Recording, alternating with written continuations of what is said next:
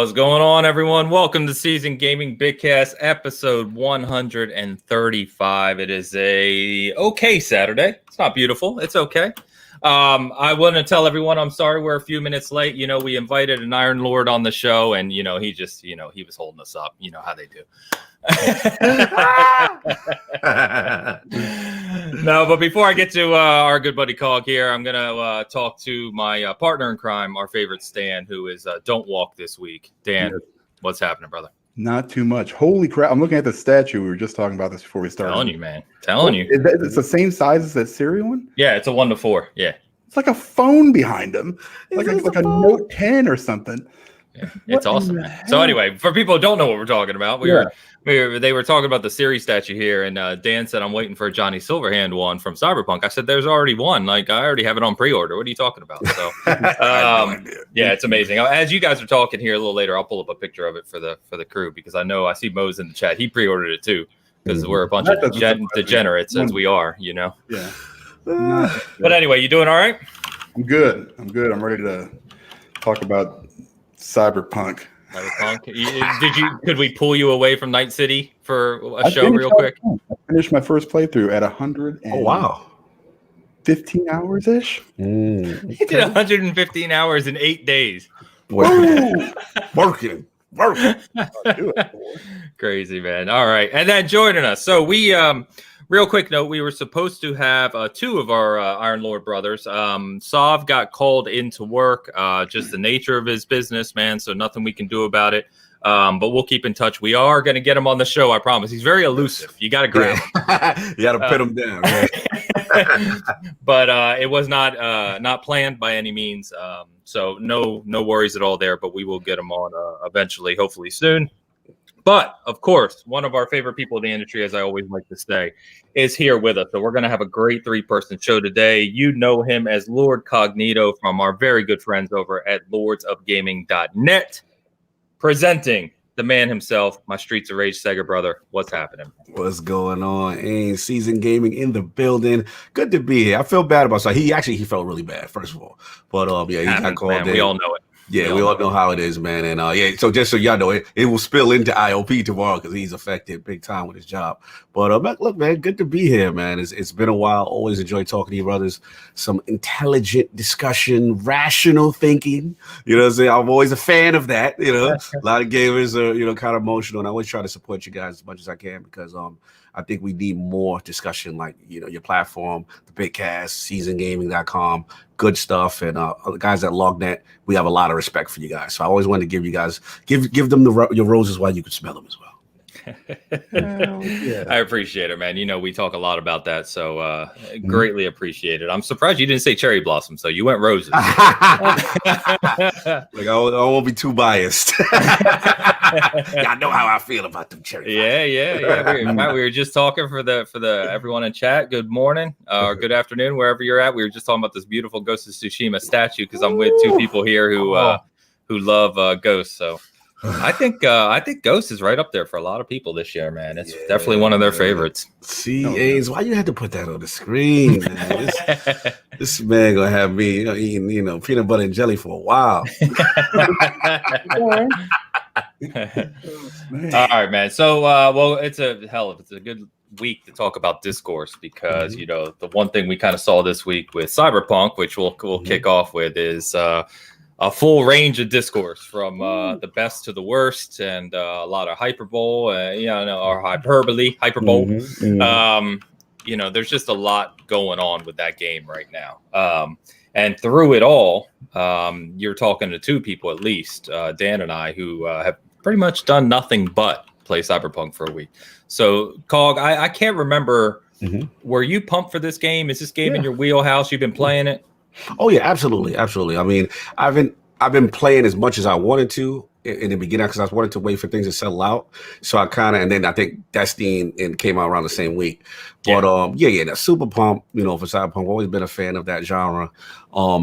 Just to see what CD Projekt Red was going to come up with. Definitely one of my highly anticipated titles. So I mean, obviously, I did I'm in Night City. I didn't do too much because I guess my mentality was okay. Once things started to come out as far as base consoles, I know we're going to get into the controversy, but part of me was like, when I first played was the first, I believe, like 15 gig patch or whatever it was. So my very first experience was solid.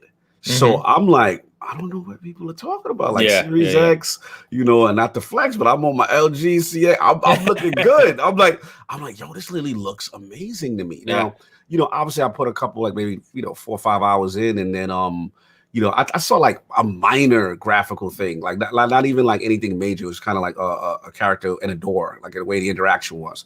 You know what I'm saying? So I once I saw, it's okay. But again, nothing majors. But I think part of me is why I pull back a little bit is because once the statements started coming out and then they're saying, hey, they got more stuff coming. And then recently, I just saw it last night, there was another patch that was there was another hotfix. Yeah, so I said what I might do is I'm just gonna wait because I got my backlog is so crazy. So I was just like, let me just wait a little bit, and then from there I'll just dive all the way in. But I want to talk to you guys as you guys have put in the work. You know, you guys definitely let me know how you guys experiences, man. Yeah, so there's a lot to cover here, and I want to be careful that we don't then kind of, because we talked about the controversy last week quite a bit, and I don't want to. What did you say my name for? No, because you were on the show last week. Was I? He said, was I? What did I do? I didn't even do anything. Not that you did anything, just that we already covered this last week. So I don't want to say the same things we did last week was my point. That was hilarious. All right, let me get these super chats real quick. Walt, good to see you, man. We haven't talked to Walt too much this show. It's orgiatic. Walt, I appreciate the support, man. Thanks so much, as always. And then Mo, keep your damn mitts off Judy. So I had to tell Mo that as I was playing last night, Judy kept texting me. She wouldn't leave me the hell alone, honestly, in the game. And so, he got a little jealous, but that's okay. It is what it is. Dan, he has cybernetics installed. He must, because I don't know how you do 115 hours in 8 days. No, I'm gonna let's clarify something. Like the game, if I like walk away and go make some dinner or something, I leave it running. That all counts. So yeah, that's true. Okay, so there was I would say that's probably closer to 100 hours, because there's been times where it's been like 45 minutes. I just let it sit there, or like an hour or two, before until my Xbox shuts off. So what you're saying is it's only 100 hours. Only 100. Yeah, I actually do other stuff. And cog your core than the other side of the pillow. Oh, my man, what's going on? All right. So let's talk about the controversy, because I do have a lot to say, but at the same time, I don't want to spend like way too long on this. But the big thing, they obviously the biggest news was that PlayStation came out and pulled the damn game from the whole store, which is kind of crazy to me, because I think what's really interesting about this situation and unique is we've seen games launch in bad states. People keep bringing up Fallout 76 or Anthem as two examples, which, by the way, I just will say I played both at launch, and both of those were far worse than Cyberpunk in terms of the issues I had personally. But the really interesting thing is, if you're playing, like you were kind of alluding to, Cog, if you're playing on a Series X, you're playing on a higher MPC, the experience is generally good. There's still a lot of bugs I'm not taking away. We covered all this last week, right? There's still bugs that are happening, weird things in the environment. But I haven't had any major issues. I haven't had any save file issues. Haven't had, crashing every 5 minutes, things like that. But because there's such a disparity between the experience for higher MPC players or potentially Series X, I know PS5 is in that weird kind of middle ground. But because the disparity is so great between the base Xbox One and the PlayStation 4, it's really hard to have a normal conversation about this. Right. Because, you get the people like, oh, it's fine for me. And then the other people are like, I can't even play the damn thing. And so I'm not sure. I don't know if you guys can think of one. I'm not sure we've seen a situation exactly like this before. I can't think of one. I can't think of any. No, it's unprecedented. Unique. I agree, Dan. Yeah. I've never seen a game pulled off for this reason ever. I mean, I understand what they're doing, and it could pop back up in January. Who the heck knows? Or as soon as they get that first big patch out. But yeah, I mean, it's just like from the outside looking in, regardless of how I feel about the game, it's just amazing to see a company that was so highly regarded now, people are just like, I don't know, who these people are. They're comparing them to EA or Bethesda, a launch, and it's kind of fair, but at the same time, I feel bad for me too. for these developers, the developers that put in all this work. Oh yeah, that's the worst part for me, I think. I was kind of watching Mo's show last night, and he kind of said, this whole thing is kind of taking the air out of that's right. and it's 100% true. It's I'm not defending CDPR and what they did and anything like that. It's a separate issue from the state of the game for me. But it's just crazy to me. I've never ever seen anything like this before. I agree. Yeah, it's definitely unprecedented. I mean, when I was shocked this week, when I saw the news and you hear about it being pulled from the store, and I'm like, wow. And like to your point, Ains, it's one of those situations where I've never seen a situation because it's like mileage truly does vary per console. Yeah. And shout out to Destin Legary. I was speaking to him behind the scenes with IGN. He was doing I was very interested because he was one of the first that during the controversy, about the performance of the base PlayStation 5. He was one of the few that were actually doing testing on each platform. So I was speaking to him and I'm like, yo, how's it look? Because I was curious, you know what I'm saying? Like, and he's just like, man, if you're on base Xbox One, he was like, dude, it's unplayable. And I'm like, really? Is it that? And I just couldn't fathom that much disparity. Because for me, when I'm playing on Series X, I'm like, oh, dudes is hating. This is fire. I'm like, this is fire. Like, this thing looks amazing. And it's not even optimized yet, but it still looks good. Exactly. And I was coming in with low expectations from the standpoint of an up-resed back compact game being playable on Series X, right? So I came in with low, but then when I was playing it, I'm like, man, the faces and everything, the graphical fidelity looks so good. But yeah, just speaking to people, and I'm one of those people that I'm like, look, even though I have not experienced it, we do have to recognize that those bases are the larger install bases. There are more people with the base platforms of past gen than the new gen. So to the decision, it was shocking. It was shocking to see PlayStation pull it. But the thing I gotta comment on, and I'm a fan of CDP. I have so much respect for them. So this is hard for me to say, but for me, I just feel the mishandling starts when you tell the base, hey, we apologize for what has happened. However, go speak to Billy and go get your refund. But if you didn't speak to Billy to make sure that was iced out, Billy being Sony or what I'm saying, whatever, then so there was some communication mishap there.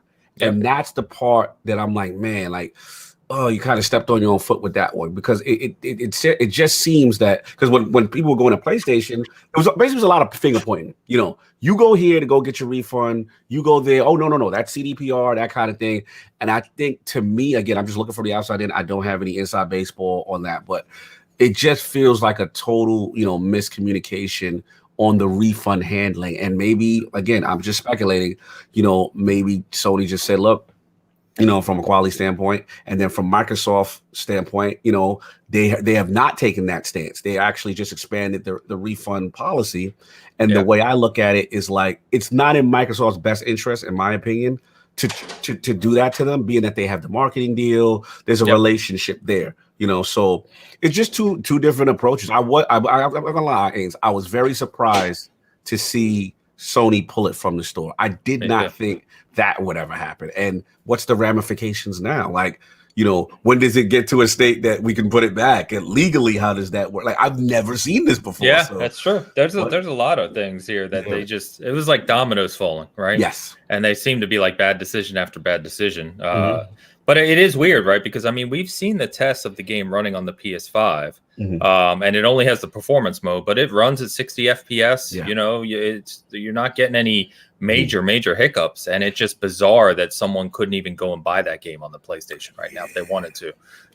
It's very weird to me. Backwards compatible, they couldn't keep it up there. Just there's not a PS5 version. I mean, if that were the case, they probably could just say, okay, yeah, you can buy the PS5 version, is fine.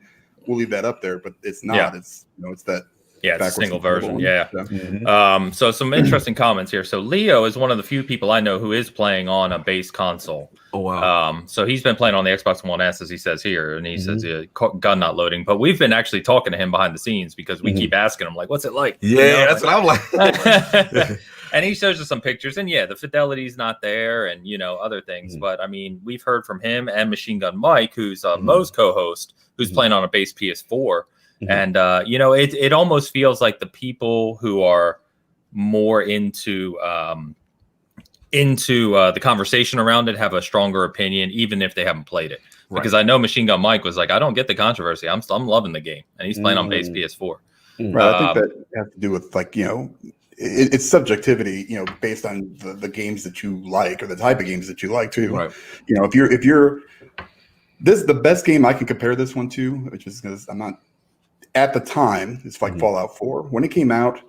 I've got 17 days in that game. Right. So, but it was buggier than hell. Yeah, it was. It was crazy bad. There were quest chains that you couldn't even finish. You'd have to reload saves from hours and hours before.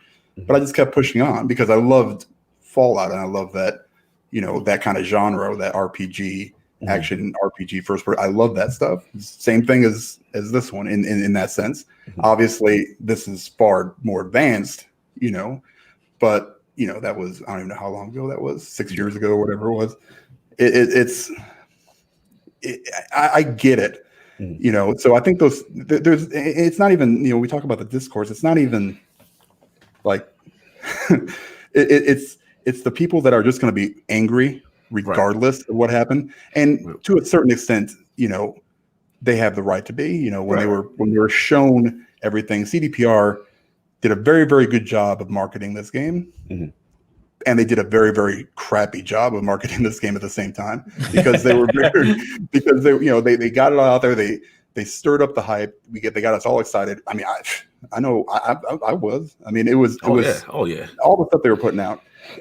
And then push comes to shove, everything releases, and this whole shit show happens. Right. So you've got those people that are genuinely upset and think they should deserve a refund. You've got people that are just gonna be mad, regardless of what happened. I have theories on that too. That's what I hate about the lack of discourse. Well, at the same time, no offense, Saints, but then you've got like the yellow chair mafia that Oh, you heard about that, dude? I heard anybody that got the yellow chair is Illuminati. You gotta watch it, man. Guys, let me tell you, not you specifically, maybe, but there are I heard guys, anybody who got that yellow chair, they Illuminati. That's what I heard. That's what it is. He's in the inner circle, son. Those damn corpos that are out there with the yellow chairs. Nothing could be wrong with it. I mean, period. I mean, nothing. It doesn't matter if that thing makes your Xbox explode. It's fine. Yeah. Right. And I understand that to an extent too, because you've got so much invested, not just a chair. Just everything. A lot of people put a lot of money into stuff. I even bought stuff that wasn't the game, and I don't ever do that. So I get that. But you've got these two different sides. And in the middle, it seems like you have way less people. But it's so black and white, it seems like. But there's really kind of a gray area. Yeah. Where I'm we've talked about it, right? That's life. Like, yeah. Right. But nobody wants to stay in that gray area. They want to go either yell at CDPR and tell them that they're trash, or they're like defending it until they die. Yeah. Right. So it's just like, you see the ones who get the refund, ask for the refund, and then talk about like why can't I play it? It's garbage. My experience after finishing the game, it reminds me of Fallout 4 in that it's a perfect game for me. Of course, I love it. I've had a really, really good time with it. There are times where I wanted to put my hand through my TV because just of the frustration and the bugs. I've had, it started off, Ains, I had like 2 crashes. I was like, big deal. Right. Spider-Man did that. Right. Gives a crap. Yep. Then it just kept happening over and over and over again. There was, several missions where it was like, I got to restart this mission. Really? Wow.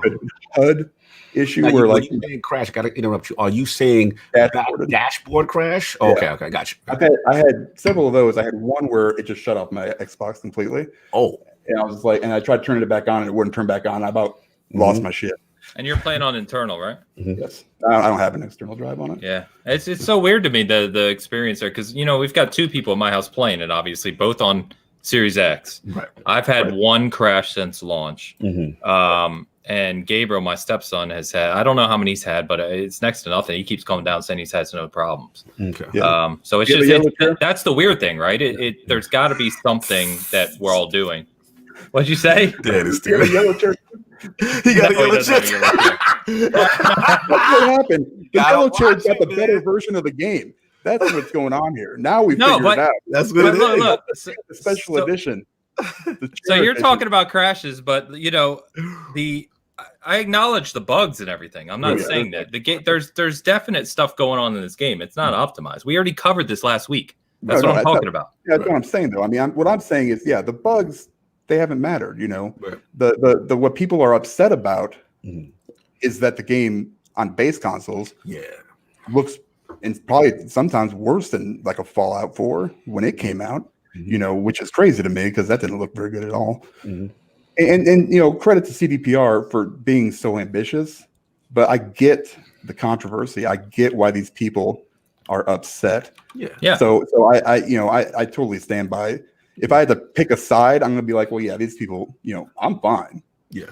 And normally I'm like, I don't care about everybody else. Right. But this is like we said, unprecedented. Yeah. And I've never seen anything like it. And like I thought TLOUT, The Last of Us 2 controversy was it this year. Right. Like that was gonna be crazy. Yeah. Like that was all we had. Yeah. I know it feels like Angela's article about Last of Us 2 being the most controversial game of the year landed 1 week too soon. Right.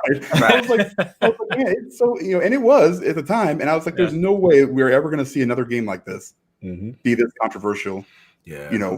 Not for necessarily in-game stuff, and that's the crazy thing. That's the because thing, some right? of the stuff that's in this game, could really make people go, "Hey, whoa, what is this?" But just for the release, I mean, it's so crazy. I mean, I've never seen anything like it. Sorry, I was ranting. Yeah, you're jumping all over the place. Yeah. So what I was trying to say is the discourse around the game. That's the problem. You kind of touched on it. Is you have people who are outraged because outrage, right? Yes. And then just want to pile on. I hate the pile on culture. I've had 2 friends text me telling me that Cyberpunk's a mess who haven't played it. Craziness. That shouldn't happen, right? That's but then crazy. and to Dan's point, then you've got the people who, no matter what platform they're on, even if they're on a top end PC with a 3090, saying, "Oh, the game's perfect. I don't know what you're talking about." Well, no, it's obviously not perfect, right? There's some definite major problems here, and then you compound that with the decisions that CD Projekt Red made, which they, we can't forgive them for hiding this because they knew it.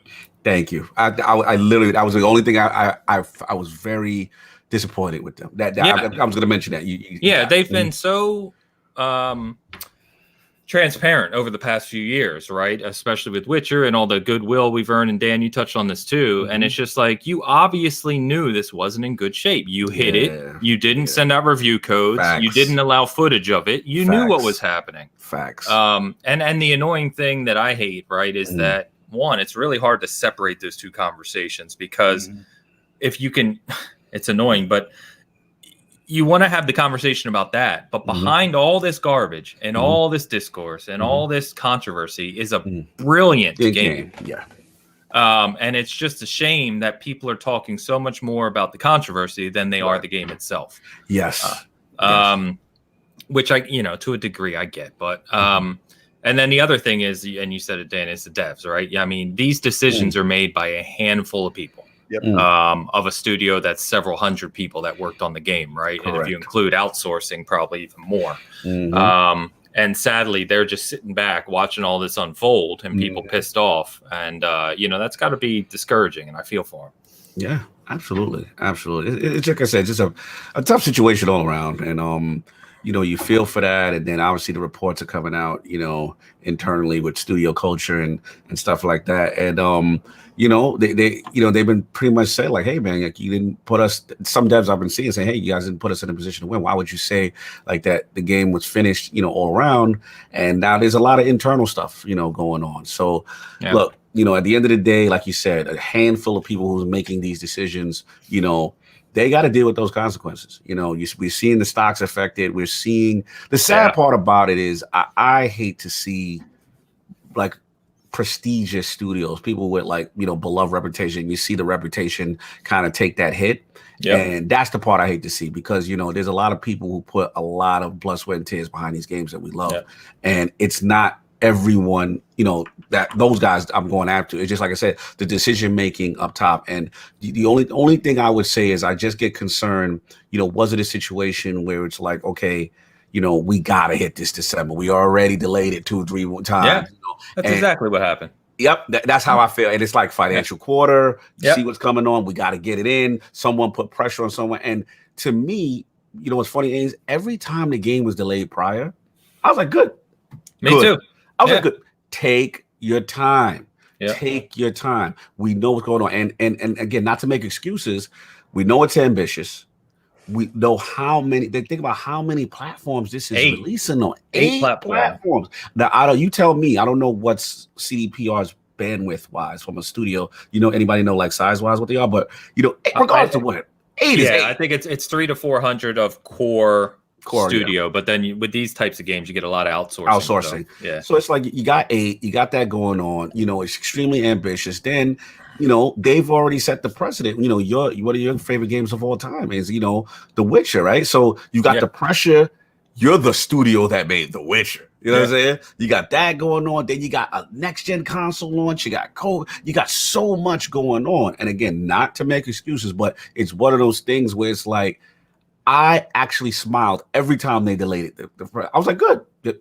Take your time. And I think in this case, it may have been a situation like we all are alluding to that, the brass saw the opportunity to get this in before the quarter and then deal with it after. Yeah. Now they are paying for it with their reputation. And that's the sad part. Yeah. Well, and the shareholders have learned the hard way that these decisions can backfire. And that last point, that's the good in this to other studios watching from an outside in. Yep. Because in my opinion, it's like, look, you've got the beloved CDPR, hello 343, hello people, like pay attention, take your time because you can really sully your reputation just to get something out of the door. You know what I mean? Yep. And that's why, again, I'm happy when I heard Halo Infinite say, yo, full. Yeah. Great. Yeah. Take your time, man. When it comes because it's the old Miyamoto saying, right? We win a good game, a broken game, whatever. So that's where I'm at with it. So no, I'm with you, and it's funny because I think that's a great point because you're talking about reputation and people saying, oh, they can recover from that, but reputation is a lot more than just a visibility to your fan base, right? Reputation alone is what has driven CDP. PR from $1 billion company to an $8 billion company in 5 years. On The Witcher 3, they didn't release any other games. Facts. They released Gwent. Gwent didn't make them an $8 billion company. Facts. It's that ongoing reputation of The Witcher 3 being so incredible, and then just having the luck of The Witcher Netflix show landing and making the visibility even higher. But I mean. They had already built that reputation. Think of what we saw this year of, is CD Projekt Red better than Rockstar? Are they better than, whoever? Are they the best studio in gaming? And they literally just chopped their legs off, in one fell swoop here. And they'll have to bring it back. Now, let me get to these super chats, and there's one more point I want to make. Pompa's in the house. You don't speak about Yellow Chair Club, Dan. I got my wooden chair. Just paint it yellow. Salute the Lord Cog. Personally loving Cyberpunk 2077. Can't stop thinking about the game. No doubt. 100%. Absolutely. He followed up. Damn, man, you getting the 2-for-1 sub deal today, Pompa? Could CDPR have survived more delays? This is the other point I wanted to make. I remember poor Dan couldn't take any more date delays. You're damn right. You're right. Because they said it was done. All right. They didn't come out and say, we got to do this, this, and this. It was done. Well, they said content complete. That's content not done. Complete. They said in April, well, we're just going to smash some bugs. Yeah. Game's pretty much finished. Yeah. September, same thing. We're just going to finish it. November, same thing. They said it in 3 times that the game was finished. They did say that. They did say that. So I mean, yeah, sorry, I don't want any more delays. If it's done, put it out. Right. If it's not done, then say it's not done, like you did before. No, you're right. When it's ready. That's a messaging problem. They did say that there. You're right. Yeah, that's the thing. You know, and to your point, Cog, you know, people need to learn from these mistakes, but they never do. You see Anthem release, and then later, you know, a year or two later, you see Marvel's Avengers, which is suffering from the same issues. Right. Yeah. Still fun games. By the way, Master Chief Collection. Rough one. Right. I'm still trying to forgive 343 for that. Right. And think of how long it's taken them to get that to a place where it's celebrated. It's taken 5 years. And I know people. I gotta interject. I'm sorry. No, go. I know people always, you know, pile on the Xbox One launch TV, and then obviously the infamous "this is how you trade games." Yeah. But I tell people one of the death blows to really keep them behind the 8 ball, behind the generation, was the mishap of Master Chief Collection. Because I remember, again, I know it's anecdotal with my experiences, but I remember people who did not buy an Xbox One and say, "Yo, Cog, let me know when that game comes out." Yeah. Every Halo, oh my God, it was so ambitious, right? Like we could play, and then people were getting the feels, and it was. I remember people saying, "Yo, I'm copying an Xbox One," and they did that. And when it happened, it was like, "God, what is this?" And I'm like, "Bro, it was so bad." I remember couldn't not even be able to play a co-op. I wanted to play Halo 3 4-player co-op. That's all I wanted to do. Story with my friends, have a good time, and the cinema started and it moved at 2 frames per second and then crashed. And you couldn't play anything together. Nothing worked. I have no idea. Because I never played. I mean, I've read about it, but I was not there for that. You think these games are bad? Let me explain to you how bad Master Chief was. Other than not even being able to play together. I mean, that's bad enough. But there was an award in that game in multiplayer where you got first place and it said Firth. Oh no! It said 1 TH. We had the typo. Oh no!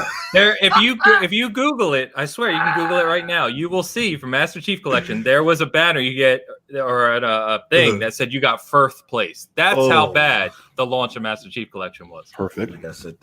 Thankfully, it took years, but thankfully, at least they stuck with it and made the wrong right. Eventually, to the post credit of them, Bonnie Ross came out and said we screwed up bad. We messed up the fans. Everything. We will fix this. Yes. And it's taken a long time, but I argue now. I mean, we're off topic here, but I argue now that Master Chief Collection is the best single collection of a group of games ever made. Oh yeah. It's never been anything really done like that. That's why I'm glad to see them rebound the way they did. They never gave up. They stuck to the promise of delivering something that was, you know, categorically broken from the very start. It was when we say broken games, it was broken. Literally, you could not play it. That, in my opinion, was the worst game I've ever played from a technical standpoint. That was unplayable, like literally unplayable. Yeah. That game, but I know. But back on Cyberpunk. I know someone mentioned it in the chat earlier, but and I've said this before, but Witcher 3 was similar, right? When Witcher 3 released, it had a ton of bugs. It was a mess. The core game was still there, and the foundation was brilliant. But look what it's become, right? Yeah. And there's several hotfixes, several title updates, and then it becomes this, you know, beloved game. I really do feel that that's what Cyberpunk's going to be next year. You know, the schedule right now, they've had 2 hotfixes already. If you haven't gotten the latest one, it came out last night. Yep, I saw. I want to try it. Yeah. So, and it could be placebo effect. I know Mo was talking about, we were in a party plan last night. Me and Mo both said, I don't know what it is. The game looks better. Yes. So I don't know. I know they touched up the HDR, some other things, but just in general, I was taking screenshots like crazy last night. Yeah.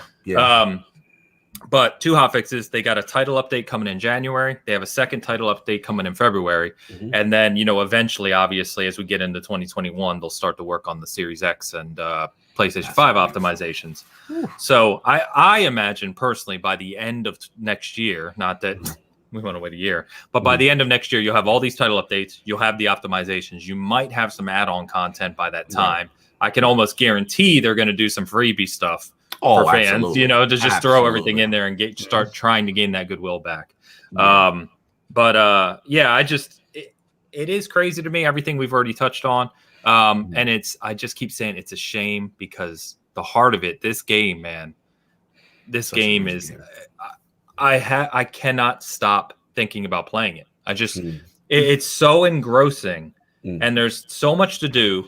And some of the side stories outside of even the main mission are so well done, just like The Witcher was, that I just can't stop. And half these guys in chat, Mo and Elu and Pampa and these guys, we're in a party every night. We're not playing together. We're all playing Cyberpunk, but we're just talking about your experiences. That's awesome. Yeah, and it's just like we cannot stop playing it. Like I know Dan said he's at over 100 hours. I'm at 80 something, and Hassan's at like 90 something, and Mo, who hates open world games, is at like 50 hours, and it's just it's nonstop, and it's just so good.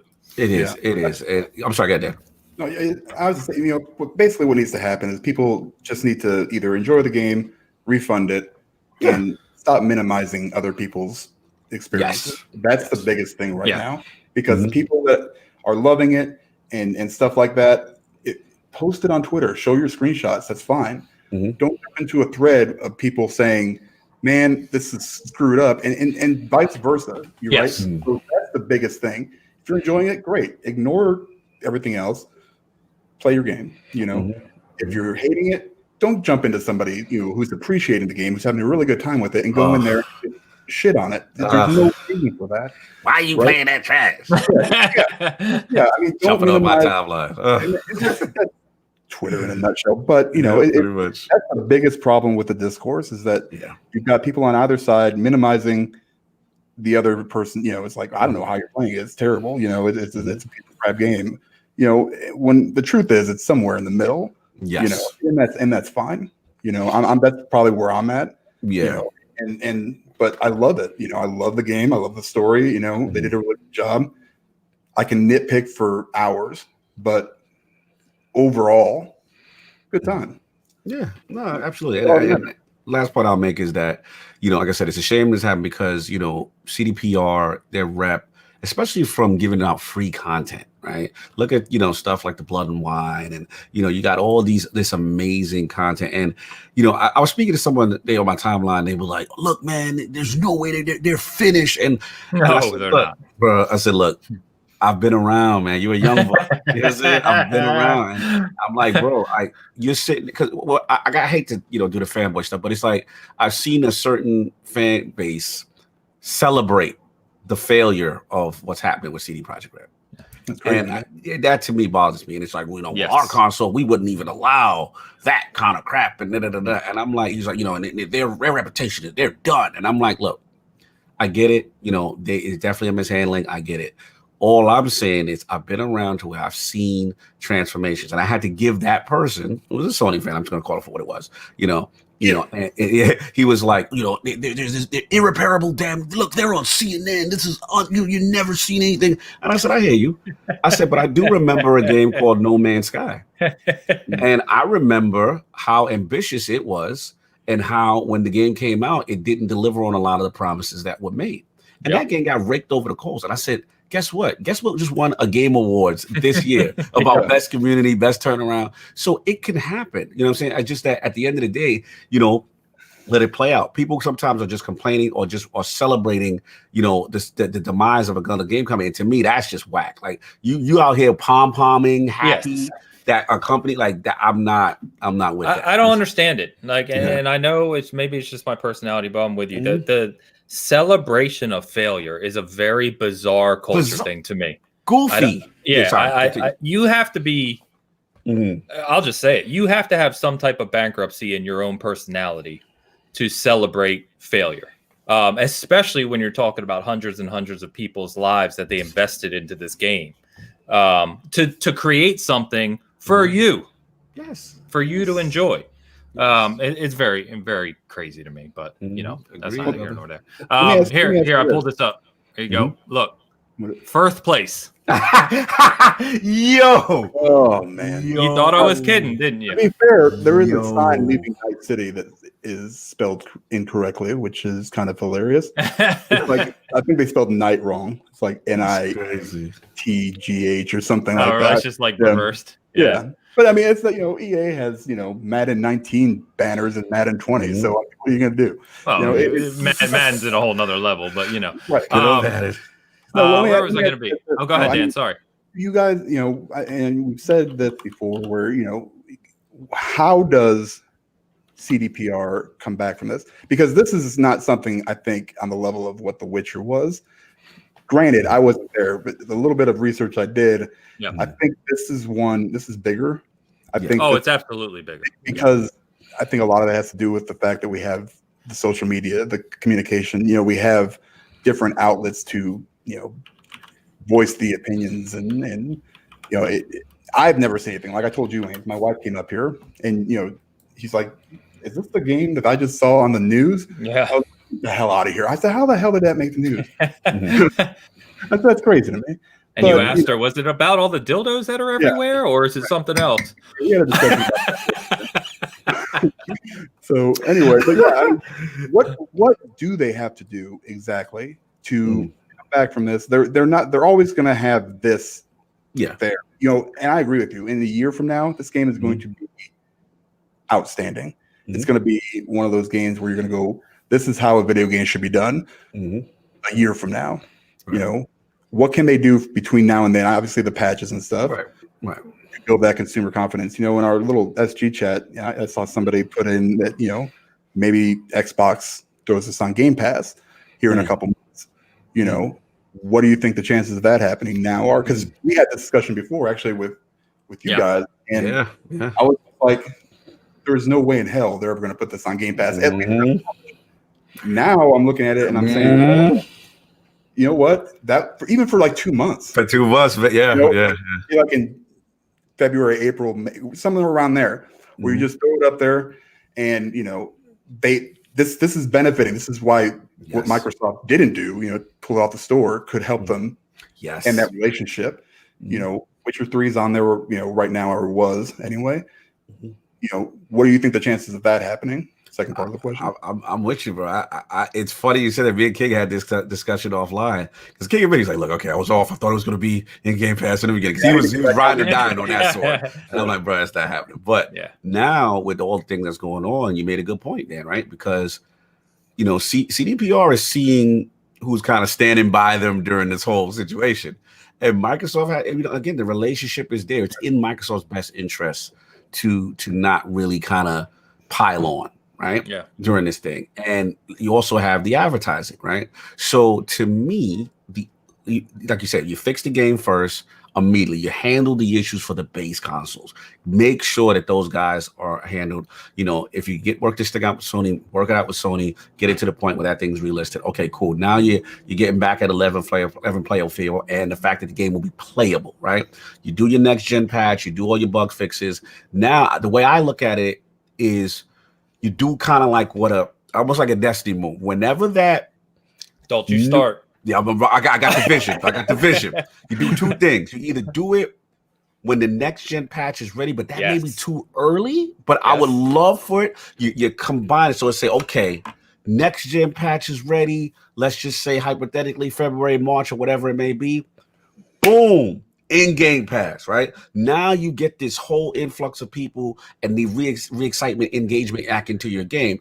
Or if that's too early, and first they still need time, you do it when the first major Blood and Wine CD Projekt Red expansion comes out, or whenever they eventually decide multiplayer. Because multiplayer is coming. That's a whole separate component as well. 2022. Yes, 2022. So yeah, maybe too long. So it will I say whenever that CDPR, Cyberpunk Blood and Wine expansion, boom, you package it in Game Pass, come check it out. This is what you miss. You do a lot of goodwill. You get people excited, and then you show it off, and it shows well. Yeah, people gonna forget. Gamers forget. Gamers have short memories. 100%. Good quality, right? And I think like a free play weekend. Yeah, like they could do that too. Yeah, there's a lot of options nowadays for how they can deliver. Right? I think it was Poor Pants who actually said something about that in our chat. So I want to make sure. So I Cog pretty much said what I was going to say. So we're on the same page. I think to your point, Cog, I don't think we see the next gen updates until summer. I don't think we're going to see them, because there's they've got at least 3 months of Yeah. title updates to do yet, right? Yeah, you're and the optimizations to truly make it a Series X PS5, there's a lot of work to do there. Yeah. So personally, yeah, could you see it in Game Pass? I don't know. I'm iffy on that still. I mean, remember, even with everything going on, and who knows what financial impact the refunds will have on them. Right. But they came out and said, we're profitable day one. They were profitable on 7 years of development on day one. Day one. That's crazy. Yeah, which is nuts. Pre-orders is crazy. Well, it comes down to, is that goodwill, putting it somewhere like that, worth the trade-off for how much we're going to make? And they're still going to, sell copies, obviously. Putting it on Game Pass. Yeah, no, that's what I'm saying is financially they can do it. That was my point. Is that they're going to make over time, especially once you get the multiplayer, the long thread of this game, you're going to make billions anyway. Yes. So to your first original question, Dan, I think they do exactly the same thing they did with Witcher. And to your other point that you did comment, you're right. This is much bigger. The reason this is much bigger is because we've had 5 years of reputation building for CD Projekt Red, like Cog talked about, and Cyberpunk hype. It's probably the most hyped game of the generation. I mean, I don't think I've seen hype like this before. And so all that came crashing down due to what's happened here. But I think they just stay the course. They've already come out, said, we apologize, et cetera, et cetera. Hot fixes are going live as fast as they can do them to get the big bugs taken care of, right? Then they'll start to do title updates, which will be bigger optimizations. Then they'll get to next-gen patches. I'm telling you, someone said it, I think it was Walt right here. Cyberpunk's incredible. Yes, it is. Recognize. In 3 to 6 months, it'll be legendary. Facts. Sony will be forced to place the game back up. By the end of 2021, all this controversy will still be remembered, of course. Right. But Cyberpunk will stand as one of the best games of the generation. And for some people, I think probably one of their favorite games of all time. That's just my opinion. But yeah, that's what I think, Dan. I think they just stay the course at this point. The damage is done. Right. They've now faced the worst of it. Yeah. Unless they come out and they do something else really stupid. But I think they know what they've done at this point. And to a degree, you have to know, like we've already said, that leadership, at least some of leadership, because there is that disconnect. Anyone who's been around these areas knows there's a disconnect when you get into developmental leadership, which still really knows what's going on. And there's a gap once you get to executive financial leadership. Yes. They don't care. They don't care about none of that. Yeah. They're looking at the bottom line. Factual. And so I think the people in that middle ground, the leadership who weren't all the way up here, they knew what was going to happen. They knew that this was going to be a problem. Yes. And now they have to deal with the fallout. That's the worst place to be. Trust me, I know. Yeah. And I think that's what's going to happen. So all they can do now is grin and bear it, stay the course, work hard on these hot fixes and updates, make it the best game it can be, and then earn the goodwill back by saying, here's free Witcher outfits in Cyberpunk. Here's free vehicles. Here's free weaponry. Here's crafting materials. Here's, first DLC's coming in August, and it's going to be free. That's what they'll do. Yeah, I'm pulling for them, man. I'm pulling for them. I hope they do. Yeah. So anyway, damn. See, I said let's not spend a lot of time on Cyberpunk. We're like 45 minutes into the show. Nah, we get good conversation though, and I think it is one of the biggest topics of the year. I mean, bar none. Absolutely. I mean, it's unprecedented in that way. By the way, Dan, don't you talk about Yellow Chair Mafia? Yellow Chair Mafia. You don't know how we do. Who in the chat has one? I know Mo does. Mo does. Pampa does. Yeah, I'm telling you, man. That were literally arguing against me. Yeah. That's right. Because they know the problem is we like you, Dan, and if you talk about Yellow Chair Mafia, we don't know what's going to happen. Exactly. So you got to be careful. Night City. No, that was just a joke. You'll end up dead with a Filmatrator 3000 up here. Oh man! Shout out to the, I don't want no smoke with the Yellow Chair Mafia. Them dudes is connected. I don't want no problems, man. Game's good, man. Everything works fine. Amazing, man. Those chairs are beautiful, aren't they? Oh, man. All right, man. So let's jump over to some of our favorite moments of 2020. I figured it was, other than Cyberpunk, it's been a pretty quiet news week in terms of gaming. We're getting ready for the holidays. Everyone's kind of winding down, which is nice because Cog and I know we're just joking, like, man, worn out. What So it's gonna be nice to take a little break. And so we've got some things coming up when we come back in the new year for Season Gaming Awards. It's gonna be a lot of fun. But I think for this show, especially with Cog on, we're going to talk about some of our favorite things of 2020. And what I mean by that is not necessarily like, hey, this is my favorite game, because we've talked about that all year, but just some moments, things that happened this year in the gaming space, whether it be a game you played or a surprise or an announcement, for an upcoming thing, console launches, just some of the things that we experienced. And Cog, I put this in there too. I know it's been a great year for Season Gaming. It's been a great year for you and for the Lords too. And so, anything that you want to add there, I think is just worthy of a shout out. So who wants to kick us off, man? Who's got a great thing they can comment on? Yeah. I'll jump off. I mean, for me, I always like to talk about like moments as far as gaming, like moments in game. Where were you when such and such happened? Right. And I've been around. There's some, epic announcements over the generations, but for me, it was the Microsoft acquiring ZeniMax. Like, okay, that hit different. It almost, for me, because again, it's always about the promise. Hey, we're gonna get these studios. The old adage, they don't have any games, kind of thing. Yeah. And to see it was just like one fell swoop. And again, imagine when you first thought about it, you're like, wait a minute. Machine games, it took a while for it to really. It takes a while to process like all of this under one roof, and it just I'm like, wow, they have a Japanese studio also now. They have this that it really. So I remember again I was on a trip in Washington and it happened, and I remember people blowing up my phone, and I'm like, what is going on? Like and I got it. I'm like, wow, this is crazy. So just to see that. That's exciting. That kind of stuff is exciting. I like, that because basically I get into this debate with a lot of my friends who are Sony PlayStation fans only. Okay. And, they're like, Cock, I don't get it. Why you like the Sony games. Like, I don't understand why you like the Xbox ecosystem so much. Right. Okay.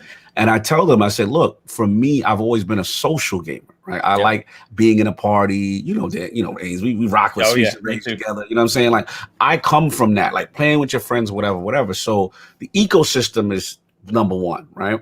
But the other thing is, and again, Angel, you can relate, is that I also look at it like a sports analogy. If I'm a fan of a team, right, I want to know if let's say I'm a fan of a bad team, right, I want to know, what are you doing to correct the issue? Yeah. Now, if I look at management, and management's not signing any players, they're not drafting any rookies, they're not doing anything. We had some of those 49er years. We get exactly. I'm like, wow. You know what I'm saying? So when I see the new GM, so to speak, let's call Phil the new GM, right? Sure. And I'm like, okay, Ninja Theory, Obsidian, okay, like you're exciting me. Now the future looks bright, right? Now you're like, okay. And I was cool with the 15. I was like, yo, this is cool. Yeah, I'm in. You got me sold for the future. It's just going to take a little while, but I'm willing to give you that period because I see what you're doing. And then when you speak to those studios, they say, hey, Microsoft's, they're letting us rock. They're not, they're not touching, they're not hands on, because that was the other fear. Like, oh, Microsoft's the evil. Microsoft's going to get in there and make you pump out, Sea of Thieves game. There's all this evil, stuff going on. And I'm like, no, we've had Ninja Theory on. We spoke to the, Compulsion. We spoke to all these guys. And they're like, no, it's literally the best example they gave us. Like, we used to make a small, what was it? Ninja Theory said they were like, we were like a small brewery. And Microsoft's like Budweiser. They come in and say, you can use everything here. This is resource-wise. So that really excited me. But to my overall point with the Bethesda thing, it was like, man, this is what I'm talking about. Arguably the king of Western RPGs, high quality. And the thought of also the last point I'll make, all those studios now collabing together, doing, working as one, sharing tech. That makes the team better, man. So I'm excited. Like that to me really put a cherry on the sundae for the future. I got a lot of confidence in what's going on, what they're doing.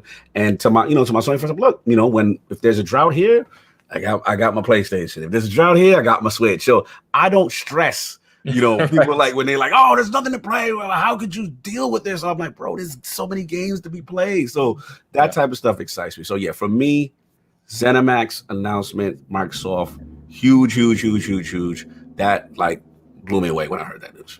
I think you nailed it. Yeah, I think you nailed it in the sense of the importance of that and people. One, when I first read it, I woke up that morning and I get coffee, get online, in the morning, and I read Phil's. I think Phil had tweeted. There was a bunch of tweets about it, right? But I read it and I was like, oh, okay, they're doing a partnership with, and I was like, wait, let me reread that, and I was like, read it a second time, and I'm thinking, nah, that can't be right. Let me go check this out, and then it started to spread, as you guys remember, and I was like, holy crap! Like, I mean, they've been talking about. They're serious, right, about gaming and what it means to the future. And when you just snap your fingers, and obviously it's not that simple, but and you spend $7.5 billion and then come out within 24 hours and say we're not done. They're not playing around, and that is outside of all the growth of their studios. The 15 they already had. People, it's quiet, but if you're really paying attention, those studios have grown tenfold. So even in the 2 years since they've bought them, they're now Xbox development is now nearly 5,000 core developers. That's not outsourced, right? That's actual internal Microsoft employees. It's bonkers, man. So I'm with you. I think that was one of the biggest announcements of the year, and you made a great analogy with the team. It's not like we talked about it, right? It's not saying anything negative about Nintendo or PlayStation. It's just seeing a team that you like make moves to be better. Yes. And it should make even the people that came in, to your point, companies like Bethesda, right? They're going to perform better. They're going to have better tech. They're going to have better servers. They're going to have more people overlooking some quality control issues we've seen in the past. So everyone should benefit from that. Yes. It's a good thing. So, Dan, we got, man. I mean, it's been such a good year for games, and I think the biggest thing is that it is in spite of the current situation that we're going through. Good point. Really good point. We got Last of Us 2, Ghost of Tsushima. We got Ori, and all these games. I know they were in development for a long time. Cyberpunk, that's right. Yellow Chat, you better answer that. Yeah, you gotta call it out. We're down that one. Right, but the point is, we got all these incredible games in a time where the studios really could have just delayed them indefinitely, but they found ways around it for us, and I don't think that I know that you can sit there and like, well, these guys are just using COVID as an excuse. You know what? Maybe some of them did, but I don't think, but it's a real thing. It's not like, a made up thing, it's something that people need to be concerned about. They need to be concerned about their employees. The fact that everybody's working from home, we're still getting top quality games, top quality experiences, and a new console launch that pretty much went off without a hitch.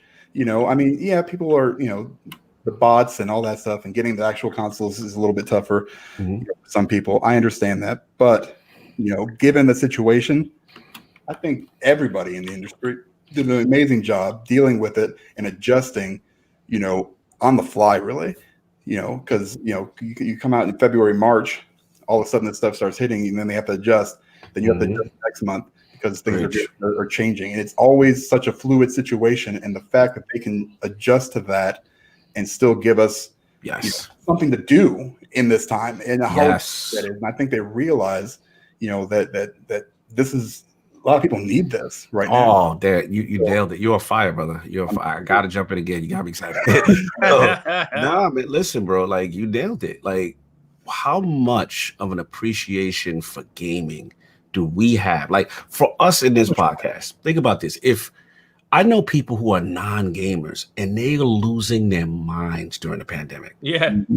For us, we like, oh, this in the house, chilling. Like we're good. I can get to the backlog. We gamers are so adaptable. Like, it really brought gaming to the forefront. And so many people I told, like, yo, now be that time to look into getting a gaming console if you haven't gamed in a while. Because I know people who just are not. They're so outdoors and they're so, they just didn't know how to handle the pandemic. Yeah. And for us, Ains got the, gold gym in his house, but so he good. But for me, I was going through a tough period. Like, damn, I can't go to the gym, I can't do this. But gaming was there, and it's that activity that you could just escape, put a bunch of hours in, and everything is good. And to your second point, Dan, when you're on fire, is the appreciation for these companies working in these conditions. It really hit me. Shout out to Jay Serrano, who we had on ILP. I was like, oh yeah, like this is the first console kind of designed in these conditions, like in a non-traditional sense, right? Yeah. Where people are not in the warehouse together, and people are not in collaborating together on the formation of a console, and how you have to adapt on the fly, how you have to be flexible, you have to have that fluidity. Like, it generally made me think, like, I had to salute them. I said, yo, I didn't even think about that. I'm sitting there, people give them crap for any little thing, but this is such an unprecedented situation, and to still deliver, for the most part, of course, there's going to be, little examples here and there, somebody's thing doesn't work or whatever, but for the most part, a successful launch. And yeah, like the pandemic and gaming, that whole relationship. Yeah, I agree with that. That's a big. It benefited from it. Whereas look at the movie industry.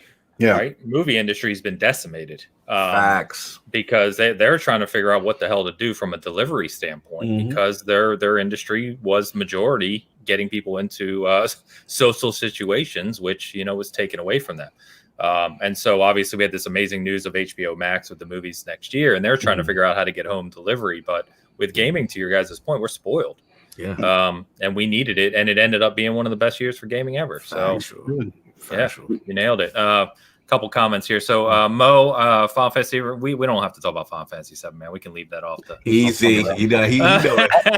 and then Walt luckily jumped in and corrected him. You know what I mean? That's facts. So. And then and Dano's point, I'm waiting on this too. We got the medium hitting in like 4 weeks or 5 weeks. There's so much stuff still coming out. Yeah, and given the state that everything, even Cyberpunk released in, knowing that. Knowing that I'm kidding. With, I understand that. Yeah. And it's easier to forgive. Now, like I said before, there are some that are just like, well, I'm sure there's a couple studios out there that are like, yeah, we're just going to delay it and we're just going to use this maybe as an excuse. And I mean that's wrong, but it's fine. Do it. I mean, if it's going to help you out in the long run, whatever. But to launch 2 brand new consoles, to Xbox and Sony's credit, in a year where you couldn't even really, very, very few places you can actually go pick it up, in hand. I mean, if maybe curbside delivery, I got my PlayStation at GameStop, but it's amazing.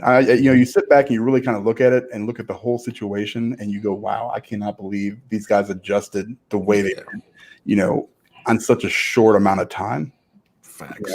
And as far as the other moments, I mean, there's a lot of gaming related moments, but the day I got my Series X and I put on Valhalla after playing it on the 1X, seeing that moment, I was like, we're in next gen. That as soon as I saw that, I mean, I knew everything was going to be all right. Because it was such a big difference, and I felt like I was like hornswoggled with that. I still think I was, somebody bamboozled me with that crap. But this one, it was kind of that little pep you needed. It's like, because I was at the time, I was like, man, I don't know what they're gonna do to make these things look that much better. Right. It's gonna, but then that was it, and now I can't go back. Yeah, same thing. I cannot go back. Nope. Yeah, the difference between and Cog, I know we can talk about it, but Dan, I was just the Valhalla update was huge because I played it on 1X for like a week and then played it on Series X, and it's night and day. And then Destiny 2's update was bonkers. My God. It's bonkers. It really is. Listen, when you sent me the message, you made my day. You were like, yo. You was like, serious. Yo, this is what I got co-signed from my #1 Destiny hater. when he was like, "Yo, this 60, oh, this is the," he was like, "This is the best update I've seen." I was like, It is. my man. I'm not lying. I mean, you've played it now a lot. I mean, it is night. It's not even a comparison. It's not even a comparison. No, I mean, me and my stepson, like as soon as it went live, I downloaded it. I told you my stepson's the big Destiny guy, so he was down here with me. We turned it on, and we were like, "Oh my god!" You know. And then the FOV slider, and he's like, "Put it all the way up, see what happens." All the way up, baby. Yep. And we're running, running on the moon and shooting like 20 things. There's no hiccups, no drops, nothing. It's just beautiful. And I was like, "Wow, this is amazing." So, because you were the one who sent me that. Because you were playing on PC for a while, right? Yes. And you were like, dude, this makes my PC look like blows my PC away. I'm sitting around close to a 1080, and like I said, I got NVMe and all that too. But again, with everything, it just hits different, And then, like I said, the 4K, and then people don't. I know not a lot of people are PvP fans, but that 120, the 120, yeah, I am feeling it, and I'm just like, wow, like this is. I feel so much faster, the responsiveness, and it truly is a transformative update. And I love to see so many people now. I'm becoming like a Destiny Sherpa. Like so many people are like, "Yo, Cog, I just turned it on. Oh my god, yo, what do I need to do?" And I'm like, "Look, just jump in the park." People are hitting me. It's so that's what people in the tower. This is what I do. I kind of made it. I was in the tower and I'm like getting something out of my vault, and then someone messaged me, "Are you Lord C?" And I'm like, he was like, "Would you mind if I just do a tag along and do a strike with you?" And I'm like, "Yeah, come on." That's awesome, man. And it was just dope. You know what I'm saying? Like, because there's so many people now willing to give it a chance and coming back to it. Yeah. And, as a fan of the game, I love to see stuff like that. So sure. Yeah, it was cool, man. That update was transformative to get people back into it. No, well, yeah, myself included. And to your point earlier, we were talking about Cyberpunk, having the game and all the expansions, including Beyond Light in Game Pass, right? Like my son came down, I was like, "Yeah, I got it all. I didn't pay. It's all right here." You know what I mean? So it was cool, very cool. Yeah. Let me get the super chat. Sorry, Dan. Let me hit this real quick. From Graham, what's up, Graham? Happy last show before Christmas. Bug snacks for life. That's true. We haven't talked about the bug snacks. 7 is heaven, but 9 is divine. Nice. Wicked to see the Lord here playing Cyberpunk on a PS5 is no longer a potato. The update fixed a bunch. Nice. Much love, guys. Yeah, so he is playing on a PS5. Nice. Had quite a few issues. Downloaded the hotfix last night. He was playing today, so good to hear that it looks like it's starting to see. It's already clear. It's been a week, man. It's been a week. Get on it. Already clearing up. Dan, I'm sorry, you were going to say something? No, I was. We were talking about Destiny too. It's funny because I was seeing you guys talk about it. Yeah. I'm not a Destiny guy. I'm not. I just never have been. So I was like, I've tried it out. I've dabbled a little bit. I want to see what it looks like. Just to see it. All right. So I get on there. I download it. Let's go. I get on the veins. I'm like, man, this looks like trash. I know. I said, what in the hell am I looking at here? But it was more of. Then he explained to me what I was looking at. It was tutorial. I mean, it was literally. He was in the Cosmodrome at the start. Okay. Yeah, I was like, this is this. I don't know what you guys are talking about. This looks like garbage. And then my son is a huge Destiny kid, and so he comes upstairs. And I was like, sign in on your account. Show me what this is about. And as soon as he did, I was like, oh, yeah, this is awesome. And I explained to him, Cog, I was like, the Cosmodrome was literally the first area from the game in 2014. 2014. That was a callback at the start. Yeah, it's how they're getting people into the story now. But once you get to the moon and you get to these other areas, Europa and whatnot, I was like, and it really opens up and you see the structures and everything. Yes. It's just, that's always been a very cool part of Destiny. Yeah. So, but anyway, so call out some other moments real quick.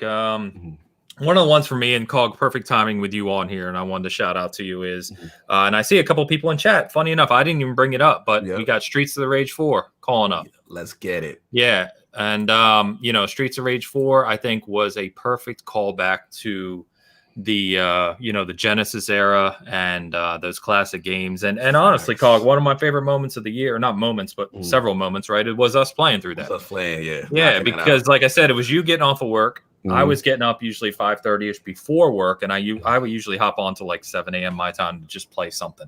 And it just happened to work out timing wise, you know what I mean? And so you and I co-op that whole game, and it was awesome, man, because it's two old school Sega guys. Yes. Grew up playing these games, having a laugh, playing Streets of Rage 4. And that was for me, that was an awesome time and one of my favorite moments of the year for sure. I agree. It was the, you know what I'm saying, the Axel and the Adam back to back, keeping them in the corner doing the joke. Yo, the beats were hitting. I remember going through certain states. I was like, oh, you hear that music right now? Like, like it was just so much fun. It's such a nostalgic callback to the beat 'em ups that we grew up with, and they really honored the franchise. I felt they did. They did a really good job, man. Yeah, that was a whole lot of fun. I enjoyed every bit of that. Yeah, it was awesome. Game announcements. Anything jump out to you guys from what's coming? I know we're going to jump into some outlook for 2021, which, by the way, when I went and started taking some notes of the games planned for next year already, it's looking ridiculous. But one, I was very happy to see Perfect Dark. That we knew it, but now we know it. And initiative and so much talent is behind making that game what we hope it can be. And of course, man, I'm really, really pumped about Fable. I am pumped to get a new Fable and see what they do with that, especially, again, the talent that's behind it. But the last thing I was going to mention is, for me, of course, is Halo Infinite. Yeah. And I know you can kind of laugh, we have now we have another permanent meme with Halo is Craig. Craig will live on in infamy. But, despite what, whatever negatives you want to looking at the positives, they know where they are. They haven't released the game. So we know what we're going to get, or we should expect what we're going to get next fall is going to be incredible. What they've already shown now since that release is incredible. And I like that they played into that. And I'm just, as a Halo fan, really, really excited to see, what they do with that next year. So it's finally good to see the next Halo and where that's going to go in the future. I just can't wait. Oh, yeah. For sure. So, Cog, it's been a big year for Season Gaming, and I'll touch on a little more of that at the end because just milestones, different milestones. But I know it's been the same for you guys. It's been great to see the growth. Obviously, I'm looking from the outside, but I know, I know how you guys are doing and growing, and just it's fantastic to see. So didn't know if you wanted to comment on that and just touch on it because it deserves celebration. No, I appreciate that coming from you. Like I said, being you talk offline, and Season Gaming, I have so much respect for you guys. Do it the right way, and I just love the balancedness. You guys being a balanced site, reporting it and not falling into traps, so to speak. There's a lot of them out there, man. And trust me, it's easy. We get it. Revenue, the clicks, we get it. But like for us, just this collection of great people from all these different diverse backgrounds who are passionate about gaming and willing to write about gaming, and it just amazes me, like, wow, you guys really want to, do this. So, I want to definitely salute the team, salute to Dizzy, salute to Josh, salute to Nick, and that, these guys are our backbone. They do so much behind the scene, from an editorial standpoint. And I love the fact that, we push back. Like there's times where we go, look, man, like we got to touch this up here. You got to fix that. Like our editorial process is they don't allow a lot of things out the door, and they'll make people work to get stuff right. Okay. From a factual standpoint and from a grammatical standpoint. So that's number one that I'm proud of. But the thing I'm most proud of too is that I want to shout guys like Hector and Gene and stuff like that on the team because I like that we do a lot of unique pieces, in terms of not everything is news. Sometimes it's thought provoking. How do you deal with gaming in a pandemic? Yes. Depression. Dizzy had an amazing piece on the cancer. It's just these real life gaming pieces, I call it, like just things that really apply to real life. I would shout out to Mahmoud, who he writes for us. He's from Bahrain, and he had this amazing art, how next gen consoles are launched over there. And it blew my mind. Like I had no idea how that one. Yeah, dude. If you go to the must read section of lordsofgaming.net, click, then you'll see all of that. And you'll see gaming launches, across the world. And even I think shout out to Jess Gordon. He hit me up. He's like, wow, I never knew that. And that's the stuff I'm proud of. And sometimes it doesn't always get the immediate traffic, and stuff like that. And the last thing is I want to shout out, I think we've been doing better at walkthroughs. I like us having that identity, helping games. I know Grounded was big for us. Yeah, Jared was working on a lot of that. Oh my gosh, salute to Jared. And that's the last thing. I shout out to him too, because even though he's not with LordsGaming.net anymore, he's now got a full-time job with Windows Central. But it was, he told me, he said, dude, if it wasn't for Lords that you gave me an opportunity, I wouldn't have been in position. He's super thankful. And at the end of the day, I would never hold someone back from their dream, all the way. So salute to the team, man. It's been a fun year. We got cool stuff planned in the middle of our Lords, the Golden Lance Awards right now. We got the Golden Lance going on. So it's fun. And our editors challenged me. They were like, God, you go hard for a lot of these games, because I'm part of the voting.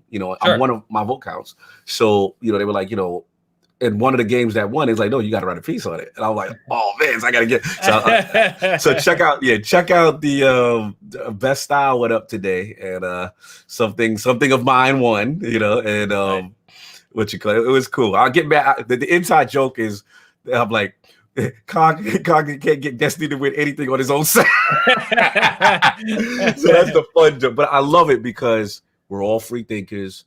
I'll tell people, even if, because I remember people they got when Lords of Games.net, and they were like, hey, Cog, I'm not going to give this a grade. I'm like, dude, that's your opinion. Like, I'd rather you be honest than the truth. Don't worry about that. We don't play that bias stuff here. So it's fun to see that kind of environment. I'm excited for the future. But check out Lords of Gaming.net, the Style Awards. I mean, the Golden Lance Awards. Check out Best Style, because that portion of the winner came from me. I wrote that.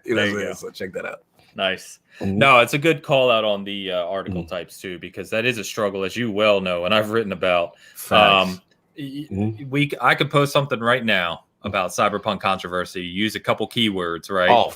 Yeah, and get clicks through the roof. Yeah, through the roof. But it wouldn't mean anything. Whereas an article, a thought-provoking article like Dizzy's, I know Nick's written some pieces about that, bringing people together. Yeah. The thing you just mentioned about Rain, and we do that similar type of stuff with some of our editors too. And it's just like, it's a struggle to get those recognized sometimes for the meaningful things that they are.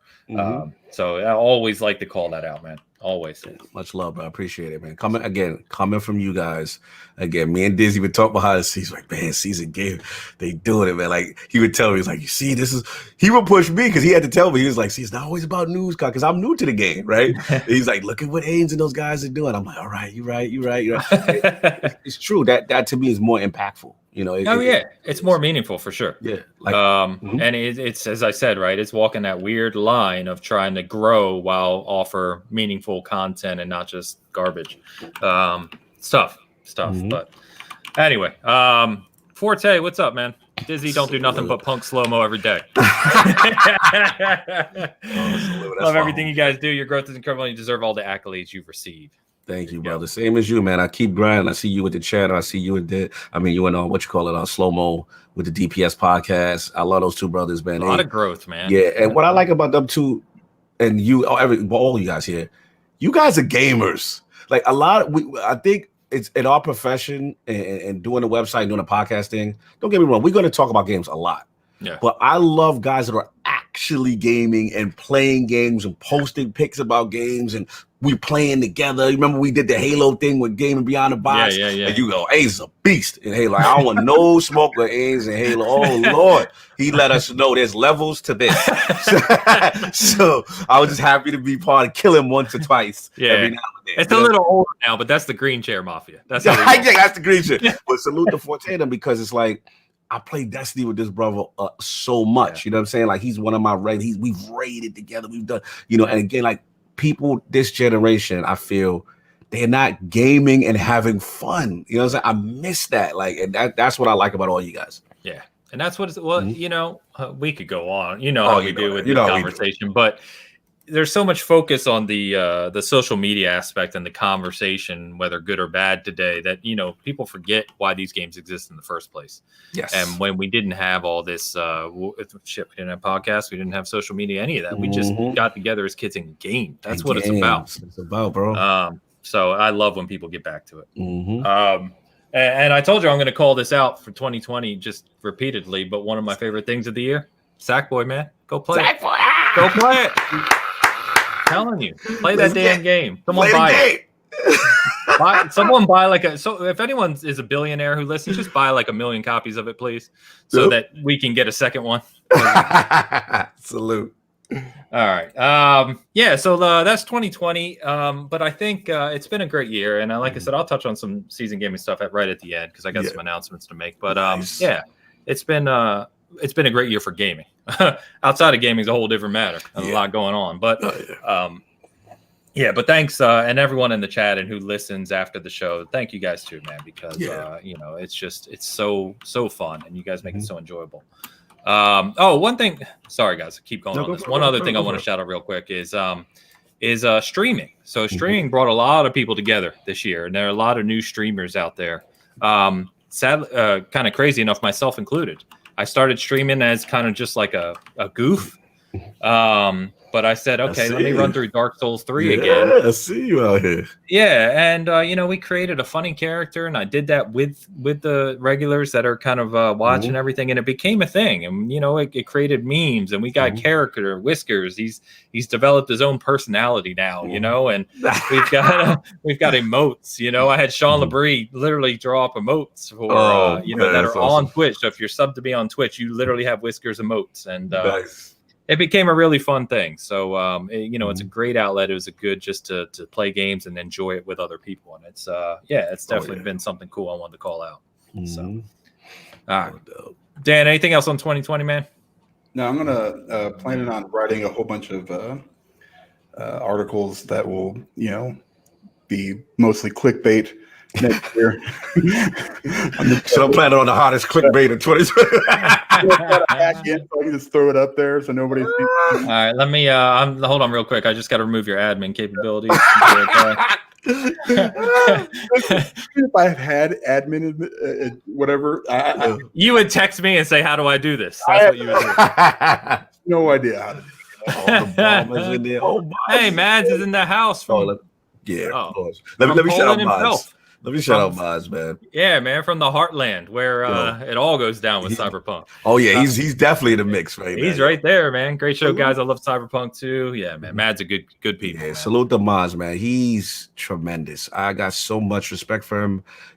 Again, one of our early contributors to Lords of Gaming.net. And then to me, he's just this awesome content creator in his own right. He is. And I just look at him and I'm like, wow, you want to work with me and let's work together. And he's been tremendous. And his technical acumen, I give him so much credit. Very savvy. I really enjoy Maz. We got to work. I haven't had Maz on in a while too. I just thought about Maz, man. Hit me up. Let me know what you're doing tomorrow also, Maz, because I want to talk to you on some stuff. But hit me up in the DM.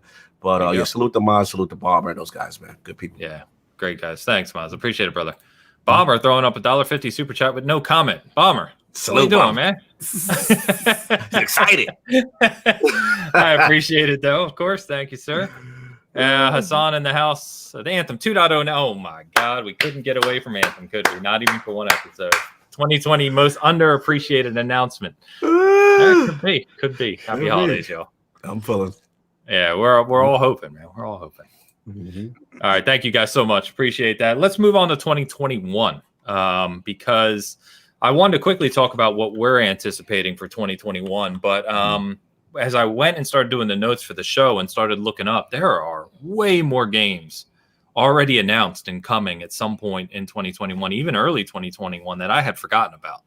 So let me run through a couple of these big ones. There's a lot here, so I won't talk about all of them. But from a sequel perspective, we've got things like obviously Halo Infinite, Horizon Forbidden West, Breath of the Wild 2, supposed to come this year. We got Far Cry 6, Resident Evil Village, Cuphead, of course, I'm all over. They said God of War Ragnarok is 2021. I don't believe them. Yeah, we'll see. Diablo 4 potentially, Forza Horizon 5 potentially, Psychonauts 2. And then we've got the next gen enhancements for Witcher and Cyberpunk, of course. And then you got new IPs, right? New IPs are a whole nother matter. And you've got already announced Deathloop, Elden Ring potentially, Ghostwire Tokyo, we were talking about. Gotham Knights, it's a big one. Yep. Hogwarts Legacy, the Harry Potter RPGs coming. You got Kena, which looks amazing. Lego Star Wars, I had to mention. That's a funny one for our crew. Returnal looks amazing from Housemarque. and Gollum, the Lord of the Rings is returning next year too. Yes. So, and that's only what, and there's more, of course, but there's more, and that's only what we know. I'm sure there's a lot of other stuff coming. So, already looking to be an absolute banner year. And the Medium, like we said, launches in 5 weeks, 6 weeks, right? Yes. In fact, it went up for install. I can't speak. This week it went up for install, so you can already pre-download it. You can pre-download. Game Pass. Yeah. Nice. I did not realize that. Nice. So, anyway, guys, what of this list or anything in particular, what are you really kind of hyped for 2021? What game is jumping out, or games are jumping out to you as ones you're all over? Anything? Yeah. Oh, Outriders, I forgot that too. Oh, well, yeah. I can't speak on that, but yeah, if you know what I mean. Yes. But yeah, that's definitely one. There's a lot to talk about that in the future. But yeah. I mean, like you said, that list is tremendous. Pretty much every one of them games, is high interest. Yeah, it's insane. Breath of the Wild 2, the Horizon, that's another one. Halo Infinite's huge for me. I am dying to see what happens there. Yeah. There was a couple of games that, for me, that were mentioned. I was one of the few people that really liked the third-party showcase that Microsoft did. And me too. Yeah, there's a couple of games there, man, that really had my interest. The Ascent.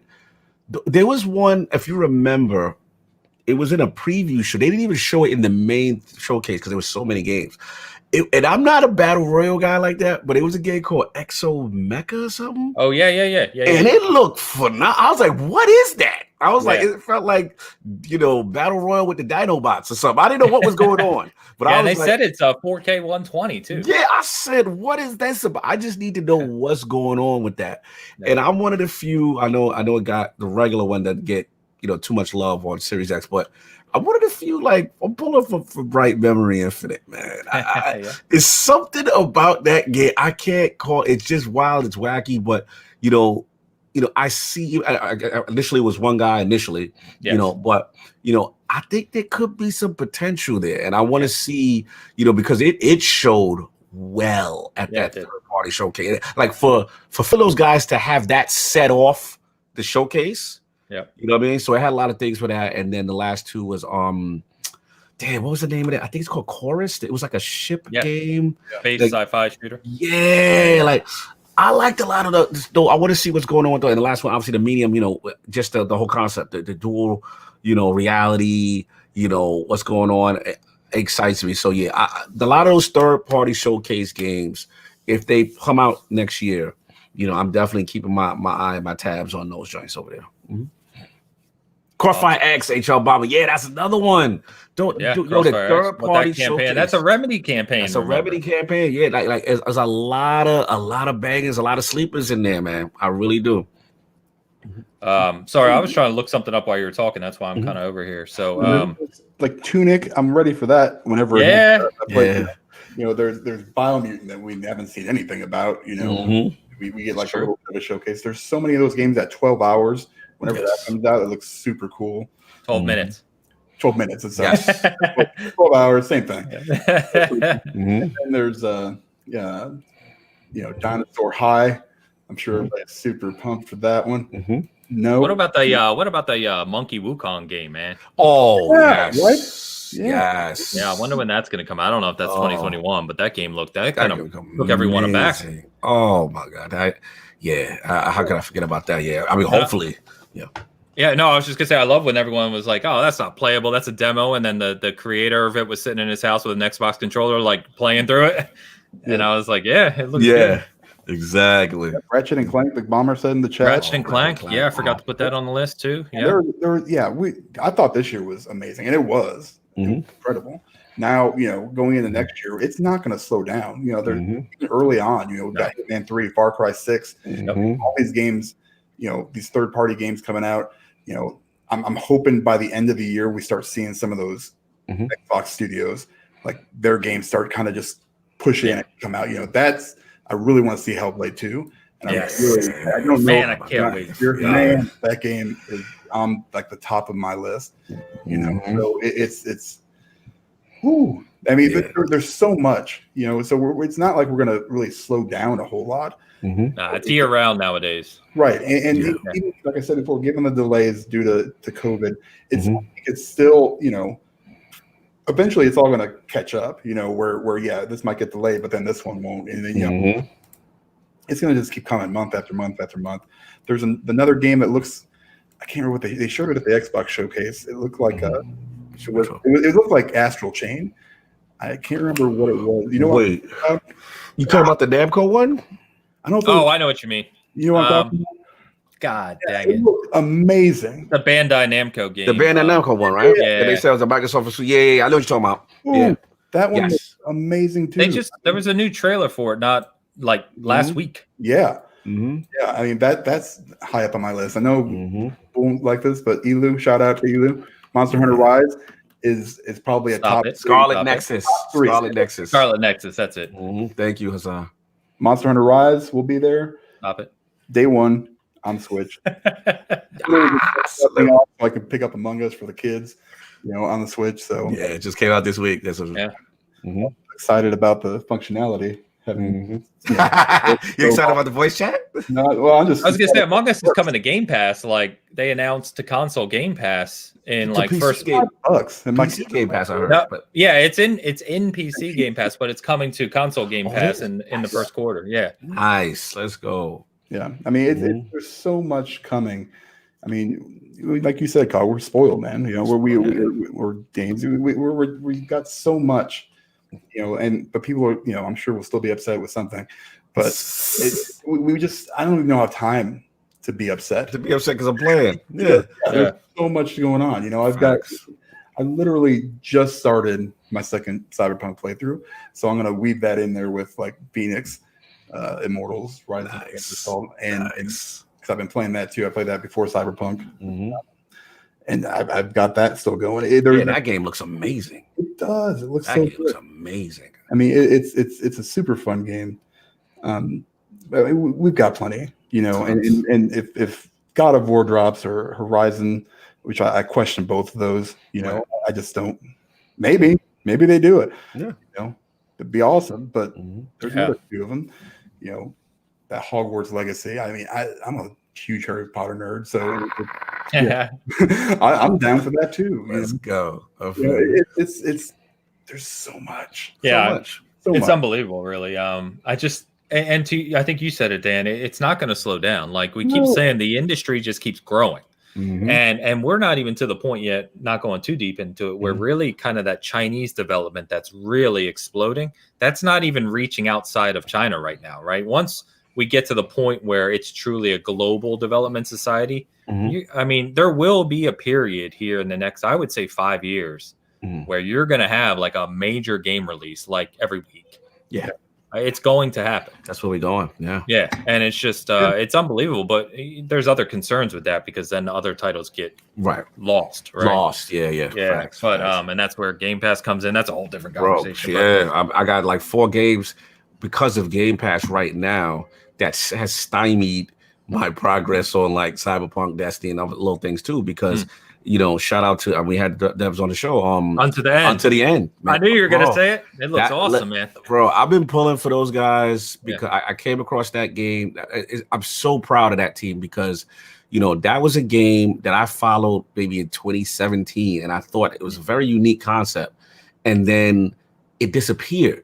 Yeah, and I was like trying to find it, and during the time, make this real short. I know we go long. You know, I couldn't. I guess the dev or they switched publishers. Excuse me, but I didn't know that. In my eye, they just fell off the website. Everything was gone. I'm like, what is happening? And then I seen them pop up, and I reached out to the dev, and I'm like, is this still gonna come out? He said yes. He said we were just going through a transition. You know, whatever. And then I'm like, dude, I'd love to have you guys on. They agreed. We did the show, and just to see the sacrifice of this husband and wife team. To like leave these amazing jobs to do their dream of following the game, creating a game, and moving their entire life, and then to have it come out and to get some good reception. I'm so proud of them. And yeah, that game surprised me because I had to hit him up. I'm like, bro, you fooled me. I thought this was gonna be more like, not that it's not has inside elements and out of this world elements from atmospheric storytelling. Out of this world, yeah. There's that, which is dope. But there is some Dark Souls in this. I'm like, this is 2D Souls. I said, bro, you fool. He said, I said, every combat battle is life and death. And the enemy's AI can change it. Bro, I said, first of all, how did you do it? And second of all, I was like, you fooled me. I didn't think the combat was going to be that. This is 2D Dark Souls with inside and out of this world elements. Oh my God. Go, please. It's a Game Pass. I already installed it, but damn, now I got to play it like right away. It is the combat system. It's simplistic, but it is very hard to master, and you have to get your parries and your timing down. Anything can body you. This is right up his alley. Yeah, I mean, literally, the desk is rising right now as you're saying. This is Souls. I'm like, I can't believe I'm playing the Souls. This is 2D Souls. That's awesome. That's all. You know what game was like that was oh damn, I don't know why I just said that because I can't remember the name of it. Oh, Salt and Sanctuary. Salt and Sanctuary, Great game, man. That was a 2D Souls like too. Fantastic game. Bomber calls out. I was actually going to say this too, Bombers, last night. That's another one that it's another one. People keep thinking it's dead. It's not dead. Actually, Tim Soray responded to me on Twitter saying, no, we're just, we're nice. Yeah, because they redid the graphics engine for it in early last year. And so they were, if you see it now versus when they first showed it, it looks beautiful, man. Nice. So yeah, it's just they're small companies, man, and it takes time to make these games. Just takes a long time. But your husband and wife team's a great example because Salt and Sanctuary was the same way. I don't know if you knew that. Wow, I didn't know that. Oh wow, yeah, that was a husband and wife team as well. Wow. And those games, it's just really cool to see those type of people getting into the industry. Hyperdot, Charles, who made Hyperdot, he's a one guy. We met him at E3 that year. He's on our show earlier this year. And Hyperdot, you see it on Game Pass. He said a couple 100,000 people playing it. It's just incredible. Love it. It's incredible to see. That was the last point, which was the indie scene. How I'm so happy for these guys. The Messenger was another one for me. So many great indie games. I haven't played that. Oh man, it's good. Yeah, I've heard it's real good. Classic Ninja Gaiden, bro. Oh, that's right up your alley. Oh, that's right there.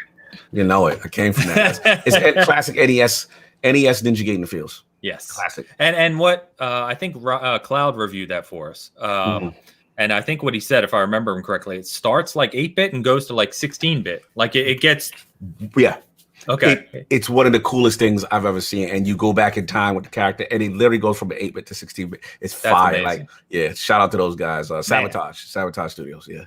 That's awesome. For me, I don't know. Cuphead is definitely up there. I cannot wait. You guys know me and Cuphead. I cannot wait for that expansion to come. And everyone's like, "Oh, it's delayed again." Dude, stop worrying about delays. I'm so tired of people worried about delays. Just let them work. Yeah, but then they want to be mad. They shouldn't have released it. Yeah, but now you're mad at delay. You can't have it both ways. But they can't. Yeah, you can't have it both ways. Just I think it's hilarious that people get so mad about delays while at the same time saying they don't have enough time to play all the games that are out. Go play the games that are out. Preach it. Give the other developers time to make the good games they want to make. I'm like, oh, you delayed? Great. Now I can finish these other games. Yeah, I get excited. I love the delay. Elden Ring is a curious one. You guys gave me mad shit when I was on your guys' show, and I said I expect this to show up. Yeah. It obviously didn't. And from what we hear, they're having a few complications with that game. But I'm really excited for that to show because it's From Software, and I can't wait to see what they do with it. And then I'll just shout out Psychonauts 2. You can tell where my love is for these little games. But Psychonauts 2, man, did you see Psychonauts 2 last year when we were at E3? I did not. You guys were in the VIP. I was not privy to these things. Shout out to you and King. You guys, a rare Friday. I was on the floor with the commoners. I think my lottery number might have been pulled, but if we're being honest. But no, it if you love Psychonauts, this is like the true sequel you've wanted for 15 years, man. It's literally Psychonauts 1, that humor, that gameplay, but just beautiful. I can't wait for it. So, yeah, man, God, so exciting. And as soon as Series X update comes out for Witcher 3, I'll be playing it for a fourth time. I already know. What do you think, Dan? You think we get Series X for Red Dead 2? Man, I can't even imagine what that would look like. Oh, Right? what? Right? That'd be fire. I almost hope it doesn't, because that means I have to go back and play it. It's true. It's true. I don't know if I can become a cowboy. That role took so much out of me. Right. It's such a humongous game. Huge. But and that's, I haven't touched like Gears yet, but I want to try Hive Busters. Oh, I'm gonna try. Yeah, I'm gonna try High Busters today. I'm hearing phenomenal things. Yeah, I might just throw that on, kind of a buffer between my playthroughs here, and because I heard it wasn't super long. Yeah, I'm not a Gears fan. I mean, I like it. I just you're just not like the hardcore Gears guy. Right? Yeah, I'm not. But it looks really good, and I'm hearing it's a Series X showcase. Right. Yeah, I keep saying I think Gears 5 with Demon Souls and a handful of others are the showcases right now. Gears 5 is ridiculous. I just couldn't bring myself to play through that again, but I can play some free DLC. Sure, no problem. And to your point about Red Dead, that's kind of the same way. I mean, I love Red Dead Redemption 2, but man, it would have to be something so spectacular, right? Like because that game looked really good anyway. Oh yeah, that game looks. I still don't know how that game runs on the One X like it does. It is so unbelievable. In like a set, not even dynamic 4K at 60 frames. I don't even know if it could do that. I mean, I don't know if maybe, I don't know, but it looks amazing right now, and that would be another 100 hours for me to play through again at least. Just pump the brakes. I don't need that right now, Rockstar. I work on the next Grand Theft Auto. GTA, GTA 6. I'm good with that. Cyber, what's up, brother? Hello, stop by to quick to say hello. Hit that like button. Can't wait to listen later. Cyber, big supporter, man. He's always on our videos, always on our podcast. Big shout out to Cyber. Yeah. Hit me up, brother. We got destiny to do. But yeah, and I think Bomber, I want to mention it was Crimson Desert. Kind of. That game took us by surprise too, didn't it? Oh, that's the everything game. Game doing everything. Yeah, they're like, this game is everything. Yeah, we got that. 2029. You want to ride dragons? We got that. You want to? They got everything, bro. I don't know about you guys, but that game looked heavily inspired by Witcher 3 to me. Yes, it had a very big Witcher 3 vibe. Big time. So they didn't say anything about. They showed it. It looks cool. I mean, the frame rate was like 8. Yeah, frame rate's all over the place. But I mean, did they? I don't remember seeing anything around dates, platforms, anything like that. Did you? I didn't see it. I don't remember seeing any of that. No, I didn't see anything. Okay. Elu's right. Yeah, 100%. Already has better graphics than Cyber. It absolutely does. Yes, 100%. Now you could get into that development team. Hogwarts graduates. Now you could get into. Winter 2021 Crimson. Okay. Cyber, not Cyber. I'm looking at chat trying to talk. Cyberpunk's systems at play, the amount of NPCs, vehicles, size of the buildings. There's a lot more going on in Night City than in Red Dead. So that can contribute huge to that. But I would agree. Without a doubt, you're just looking at graphics. Red Dead 2, I think it's still the pinnacle. I don't think it's amazing looking. Oh my God. It's ridiculous. Crazy. Sorry, Dan. I don't know if we cut you off. We kind of went all over the place on that one. I'm over here looking at Gears 5. You're getting that Hive Busters ready. That's what that is. That's the one I'm trying to figure out how to install it on my Xbox. All right. So yeah, 2021. Obviously, we a bunch of games. We could go on forever about that, but I just wanted to touch on some of the big ones. Great to see chat involved with a whole bunch of excitement for what's coming too. So good to see that stuff. Anything, guys? I know grinding our gears. We kind of touched on already with with Cyberpunk and some others. The discourse around that. The one thing I wanted to comment here in this kind of grinding our gears section is, and this is kind of a weird one, so just bear with me. And I know Dan heard me mention this the other day, but I'm a little tired of hearing PC be referred to as a single platform. And what I mean by that is, I keep seeing the post of Cyberpunk's fine on PC. Cyberpunk's fine on PC. No, it's fine on some PCs. PC is not a closed platform, right? There's billions of devices. I don't have to explain. There's billions of devices. My PC, according to the Steam statistics of what people run, right? Yeah. My PC is higher end than about 80%. I'm in like the 20th percentile, right, of what people run. And my PC runs Cyberpunk slightly better than the Series X currently. It's a little sharper. I talked about this last week. It's a little sharper. Frame rate can hold. If you're doing lower graphics, frame rate can be higher, etc. But it's not a huge difference, right? Right. And I'm already above 80% of people running on Steam, right, of my PC. So I'm tired of keep seeing people, well, Cyberpunk's great on PC. Well, no, go run it on your Windows 5 laptop or Windows XP laptop. It's not fine on PC. It's fine on your PC. Your PC. Facts. Yeah, if you've invested enough into your PC to run it well. Factual. So let's not act like PC is immune to all the issues that people like on the Xbox One, PS4 are seeing, because people with low-end PCs having very similar issues. Good point. But we see that with every new game that's like a graphical showcase. It's like, wow, it's beautiful on PC. Well, yeah, high-end PCs are always going to be the pinnacle. I mean, that's, they're just because it's an unlimited investment, right? You can run it at whatever you want to run it at, which is awesome. But let's not act like everyone running the game on PC is just having the best experience ever. That's not how it goes. Factual. It's so true. So true. Gotta agree with you, bro. You're on fire with that one.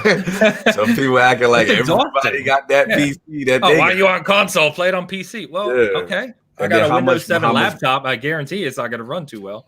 Yeah, and how much money did you invested, right? To have that experience. These are factors. There are advantages and disadvantages, and gamers make those decisions. But again, it's that I love elitism. You know what it is. You know what I'm saying? Like, I'm in the VIP club, so I experience. I get it. You know what I'm saying? But let's not act like everybody. Yeah. Don't have to TCL everyone out there. Facts. Yeah, that's a good one. Pompa's exactly right. Most people on Xbox and PS5, he means Series X, right, are better than their PCs. 100%. Yeah. My Series X blows my PC away. Yeah. Mine's definitely, like, on paper, it's definitely more powerful. Right? Stop calling out my low-end PC. Bizzle, sorry, man. It wasn't personal. Salute. Anything you guys want to shout out? Grinding the gears? Yeah. Anything, man. This is the open segment. Anything just get back to the games, bro. Like, let's just get back to the games, man. Like, too much complaining every minute about this and that, and I get it. There's news bits to talk about, and we're gonna talk about it. But again, I just miss the days of people actually playing games together and actually having fun. And I'm sticking with my 5 to 10 tweet rule. If I look at your timeline and your last 5 to 10 tweets is ragging on somebody's game and somebody game company enjoyment and why this and why that, me and you don't got nothing to talk about. Ain't got nothing to talk about. Like, it's just you have mastered. You've got achievements on Twitter. Like, bro, that's all you've done. You know what I'm saying? Is you have gotten the platinum on Twitter. Congratulations. But as far as gaming, let's see gaming. Level. Yeah, like it's just so annoying. It's like I don't like. Dan said it best. Like, how do you have energy to be on that all day? Every day, all day, all day, like 100%. But where the screenshots of the games that you enjoy, for the stuff that you capping for and championing for. Yeah. Where is the screenshots of you playing it? Yo, this is great. Look at this amazing. That's what I want to see. They're the ones that hide their ecosystem stats. Exactly. Same dude. So we know what time it is. You know what I'm saying? Again, you know what I mean? Dudes ain't gaming. That's just a fact. Like, people could come at me with like gamer scoring, and I like me and Rand will tease me. But Rand, no, I was like, yo, check out them hours in Destiny 2. Exactly. Though. Yeah. Exactly. Check out this achievement. Check out this exotics that I got. You know what I had to do to get that? You know what I'm saying? Like, so again, I'll post it. I'll be like, yeah, and people know they be like, oh, Cog put in work to get that. Oh my God. And you even teased me. You was like, you just now got your cloud strap. And I was like, all right, rookie. You just got the Destiny. You got an amazing Sherpa son, but it's cool. It's cool. I'm gonna take that one. That's 100%, because to be honest with you, I didn't even know where to get it or that it was even a weapon. He's like, come with me. Bro, we got to kill this guy, and we're going to keep doing it until we get the drop. Yeah. And the thing is, the drop rate is so low. Right, so many people don't got, like, that is like a badge run. That sniper is ridiculous. The Cloud Strike, what it could do, but yeah, it's just like stuff like that. I just miss people putting up the screenshots. That's what I come from. Just, you know what I'm saying? And, yo, did you get to that part of the game? You know what I'm saying? Yeah. Like, I love that. Sorry, stuff. My focus went weird. Oh no, you good. No, I'm with you, man. It's well, and you know, we talk about it all the time. We're on the same page with this stuff. It is ridiculous, and it's just I was talking to Mo the other night. We were playing Cyberpunk, and Mo was like, "This guy's bitching about this guy." I was like, "Dude, you got to get on that mute game. Like the mute game is beautiful. I just mute." To your point, if I see someone 3-4 posts where they're just in that controversy space, I'm done with you. Just you're off my timeline. I don't need to talk to you. I need nothing to talk about, man. Yeah. Mm-hmm. Oh, Walt, I appreciate it, man. I'm an NBA Jam because he's on fire. He's on fire. Let's get it. So, Dan, what you got?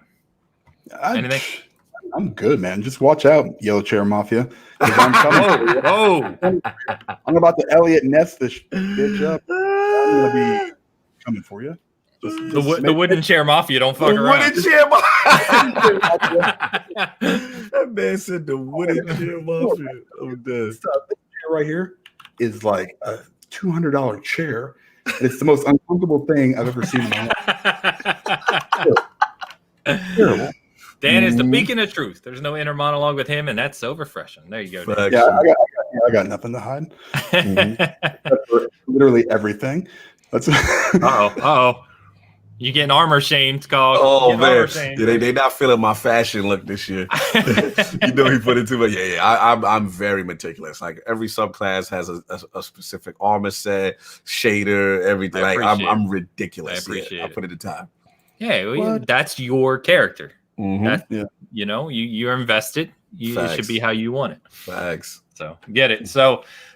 All right, let's move on. Let's just talk about anything we're currently playing on. This will probably be a little shorter because I think Dan and I have one game that we've been playing. But for me, it's literally been Cyberpunk. I'm doing the review for us, which I don't know why I signed up for that. That's a tough. That's a monumental task. Monumental task. I did start writing it. It's a review in progress, like I've already talked about. It's going to focus on the game, not the controversy and the bugs. But that's coming. But yeah, I've done nothing, man. I got over 80 hours in the week, and I, put a few hours into the PC version as well. But it is barring the bugs and the other nonsense, right? They've created something special here. It is what I was hoping for, and there's times where I'm walking around the city, and you look at these monstrous buildings, and the cars are flying overhead, and NCPD is like taking off and flying overhead, and you've got all these cybernetic enhancements, and it feels like you're in Blade Runner. Yes. And we've all been waiting for that. Many of us from this generation have been waiting for that experience. And no, it's not perfect. Yes, everything we already discussed, but they delivered the closest thing we've seen yet. And I just really, really enjoyed it, man. But yeah, that's all I've been playing. To your point, Dan, I definitely want to check out Hive Busters. I'm hearing great things. I also heard it's only like 3 or 4 hours long. Yeah. A little short, it's like an appetizer. So I definitely want to check that out. And then I did download Unto the End already. I saw it the other night. I was looking through Game Pass because I'm making it a point, guys, like every week or two, I just go into the Game Pass menu and I just look. Yep. Because it surprises you sometimes. Yeah. King and I saw that. I remember we talked about it. I remember seeing it on Twitter. I was like, "Oh, Until the End's out, man! I got to check that out." So now you got me really intrigued. So I'll be playing that, brother. Yeah, for me, real quick. Obviously, Destiny's been full time. Now I'm finally getting to the point where I almost got everything I want, so I can get back to my other games in a bit. But for me, it's been that surprisingly, I can't stop Tactics, man. Tactics. Yeah, that was your game. Oh yeah, God, I love me some time. And the thing for the Series X version, it's so much better.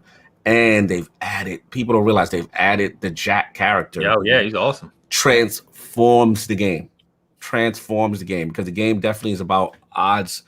You going up against almost unstoppable odds. There's always more of them than you. Yeah. And using executions to continue to go again is a unique mechanic for turn-based fans, but Jack adds a whole different dimension from protecting your squad to helping out guys with accuracy and shooting.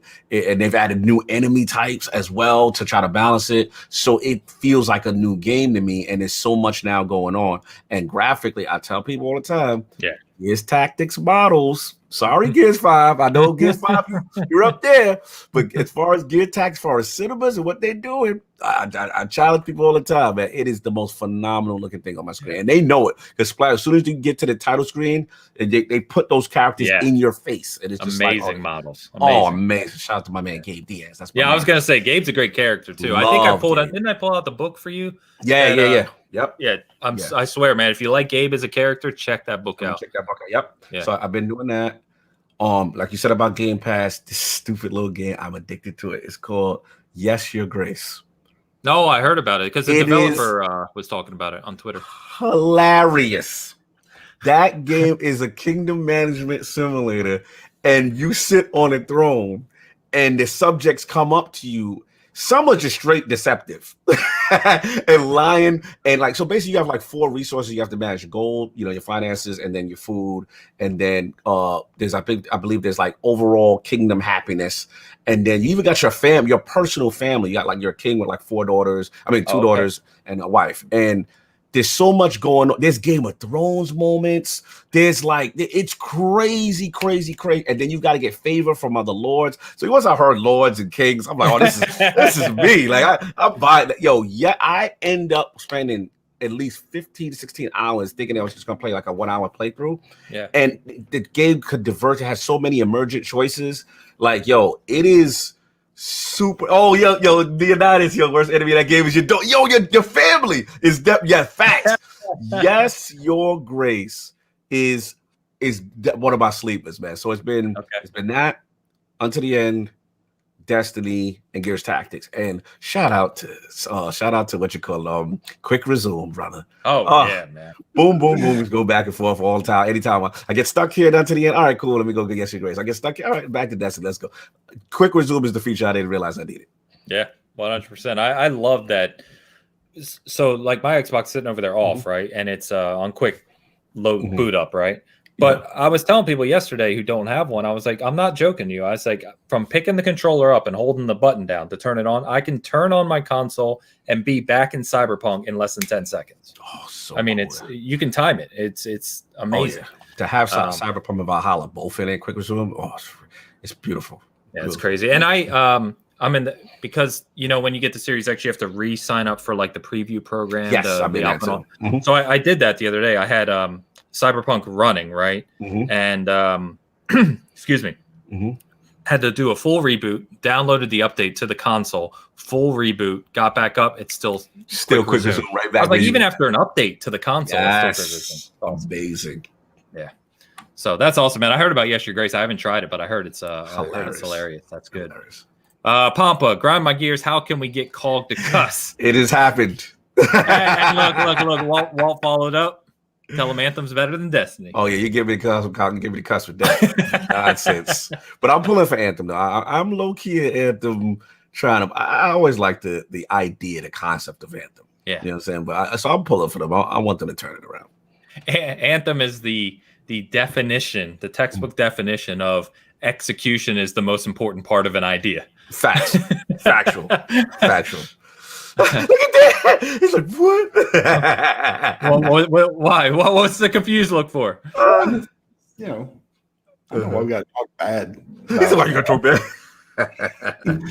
It's going to come, and people are going to play it again. They're going to be like, oh, man, this is what it was supposed to be. Yeah, hopefully, right? I would love to see a next-gen update to it. No doubt. I would think they would put that together, right? Yeah, I would think that's got to be. Yeah, hopefully. That's got to be part of the roadmap for 2.0 is that update. Yeah. Facts. So, Faz, last show before Christmas. Hope you all have a great holiday. Thank you very much, Faz. Shout out to everyone. Yes, as we get very close. We are, less than a week to Christmas. So, I better start shopping soon. All right. Dan, what do you got, man? Anything besides Cyberpunk? Because I know you've been sleeping in Night City pretty much. Yeah, pretty much. Not really. It's been basically that since it came out. I think I jumped into Immortals a couple times here and there. People really liking that game, man. Really like it. I would never have thought that out of 3 Ubisoft games that released within the last month or two, that would be the one that was most well done game. Legion, you mean? Yeah, I agree. And Watch Dogs was okay. I mean, I can't say the Hollow Select. I actually enjoyed it, but it was a 7. So was Watch Dogs. Oh, this one is this one is like hey, they 100% stole from Breath of the Wild. And Hunter, I mean, there is no doubt, this is what it's modeled after, except it looks amazing. It plays great. I mean, there are hardly any hiccups except for I've had some save game issues. Okay. Short of that, no issues. The puzzles are really, really good because they're tough, but also, they're not where they're going to hold you back a ton. That's one of my favorite parts of the games is the dungeons. Yeah. So there's a bunch of them, and it's just fun to play. The humor is really good. I thought I'd hate it, but it's actually really well done. That's awesome. On the game saves is interesting. 2 things on the Ubisoft games. One, who would have thought that Ubisoft would be the company that released 3 major titles in a 2-month span, and all 3 of them optimized for next gen? Yes. No other publisher has done that. That's a good point. Yeah. The second thing is, Dan, I know you had save game issues. Obviously, everyone knows Legion had some major save game issues. It only occurred to me the other day when thinking about that. I'm like, why the hell have their titles had these save game issues? If you remember, you broke up, Dan. I couldn't hear you. Ubisoft Connect. They moved their data storage to their own servers so that you could play across platforms, which is a great move. I think that's where all publishers should be doing. Yes. Obviously, they had some hiccups in the process because, what I did was when I saved, it was early on in Immortals, and I ended up, because you can do that separately. It's an online save that you save to their servers, and then so I did that. Shortly after that, all kinds of issues. So I went back and deleted pretty much everything, deleted that online save, and then it actually resynced everything, and everything was fine.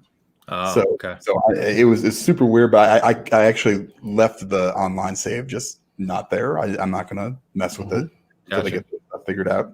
I'm sure that has something to do with it. Yeah, it makes sense. That makes sense. Yeah. So.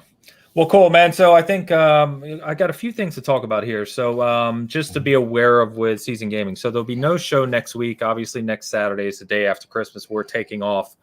Dan, I think right now we'll play it by ear. We'll kind of decide by next week if we're going to do a show on January 2nd.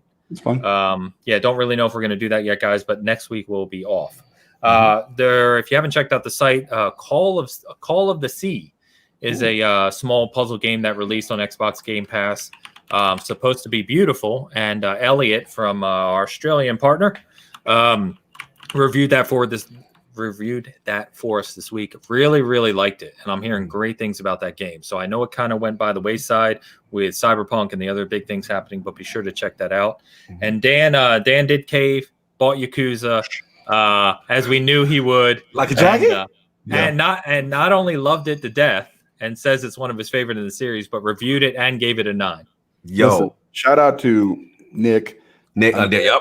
It was his fault. I was on his show, and right before we went on, I was like, "All right, Nick, listen. Before we get going, I need your honest opinion about this game." I know he was talking about it, and he was like, "Man, this game is really good." And I read his review; it was really good. And he's like, "Listen, man," he's like, "You're going to be shocked." I was like, "Oh, damn it." So I ended up buying it like right before we went on. And it's everything that I thought it wouldn't be. So it is absolutely hilarious too. It's so funny. Oh my god! It's so well done. And those guys, I'm not a huge turn-based fan, and there are some issues with it, but for the most part, and I said this before, it's always that balance between that serious tone of the main story and the shenanigans you can get into, and if you don't find that perfect balance, it becomes too much on one side or the other. Right. It's flat. But they nailed it. It was the perfect mix, as they always do. Nice. Ryu Gataku is what it is, and I'm there for the rest. I'm ready to go. When so you know me, I've tried to use Yakuza games, not extensively, to be fair. And they haven't sucked me in. But this one, reading your review, Dan, and honestly, I like turn-based combat and the kind of dynamic nature of what you said about it. I don't know. It intrigued me, so I'm going to be on the lookout. I want to get that Steelbook edition. You know how I am. I know how you are. But I may actually pick it up because I want to try it once I get past Cyberpunk, which could be. Yep. I started it. I got the only reason why I put it down was at the time there was a quick resume issue. I'm like, if your game ain't quick resume, like that, I ain't go front now. Like X Series has got me bougie, son. Like, oh, you ain't got quick resume? Oh. So at the time, you mean I gotta boot this game up? I gotta start. What the hell kind of what is this? What's this? We don't do this. So that's why it was having issues. And then when I spoke to Jason Ronald, and then he was like, they came out with a blog post with Major Nelson. Yes. And they added that back into it and Valhalla back into it because they were saying there was some issues, so they rather pull quick resume from it because it did work and then it just didn't work right. Now I tested it and I was like, yes. And then I was like, I'm just gonna test it. And then I ended up playing like for another 2 hours, and I was in some weird scene with Young Master and the dude that's young man with the no legs, and then all of a sudden he can walk. I'm like, what is going on in this game? Like, this game is nuts. Like, it was. I was in a brothel with a Fed dude. I was like, what's happening? What is happening in this game? This game is hilarious. And graphically, it's pretty impressive with the facial stuff. It runs like 1440, 60. Yeah, 1440, 60. It looked good, bro. So like I'm gonna get back into that. I just like, okay, let me just knock a couple of the other games out, and I'm throwing that in my quick resume 5-game rotation. If you get to the business mini game is so damn addicting. Like you be walking around and you'll find a guy just standing on the street. Yeah. And like, it could be like a hooker. It could be just a homeless person. You come up to him and be like, hey, and they'll just start talking to you, and you'll say if your levels and certain things are good enough, you're like, hey, why don't you come work for my company? Right. And then you go back and you can hire them to work for your company. Really? Put them in these certain positions. It's insane. And then the card game, it's like Mario Kart. It plays just like Mario Kart. It's got the power-ups and all that stuff. And there's like 4 or 5 different tracks. I still have to finish that up. It's one of those things where it's just like, man, there's so much to do. If you get, because a lot of games you get bored or something, you're playing, it's like, gosh, I got to do this. But you can break that monotony with these little mini games, which is actually fantastic. It's like having its own, a whole different experience, and it's bizarre, but not too far, and and play it with, English subtitles, Japanese voices. You can't play it any other way. Okay, I mean, I would say the same. That's how I play Ghost of Tsushima too. I did play Ghost. I agree. I tried Yakuza with the English. It's actually not that bad, but I'm gonna do it. Voice actors for the George Takei does, it does Akara, I think it was. Okay, but it's just one of those things where it's just like I've always played Yakuza games with. I know the authenticity. I know you like. That's how I did Ghost. That's how I did Ghost. I know. Yep, you're right. You're right.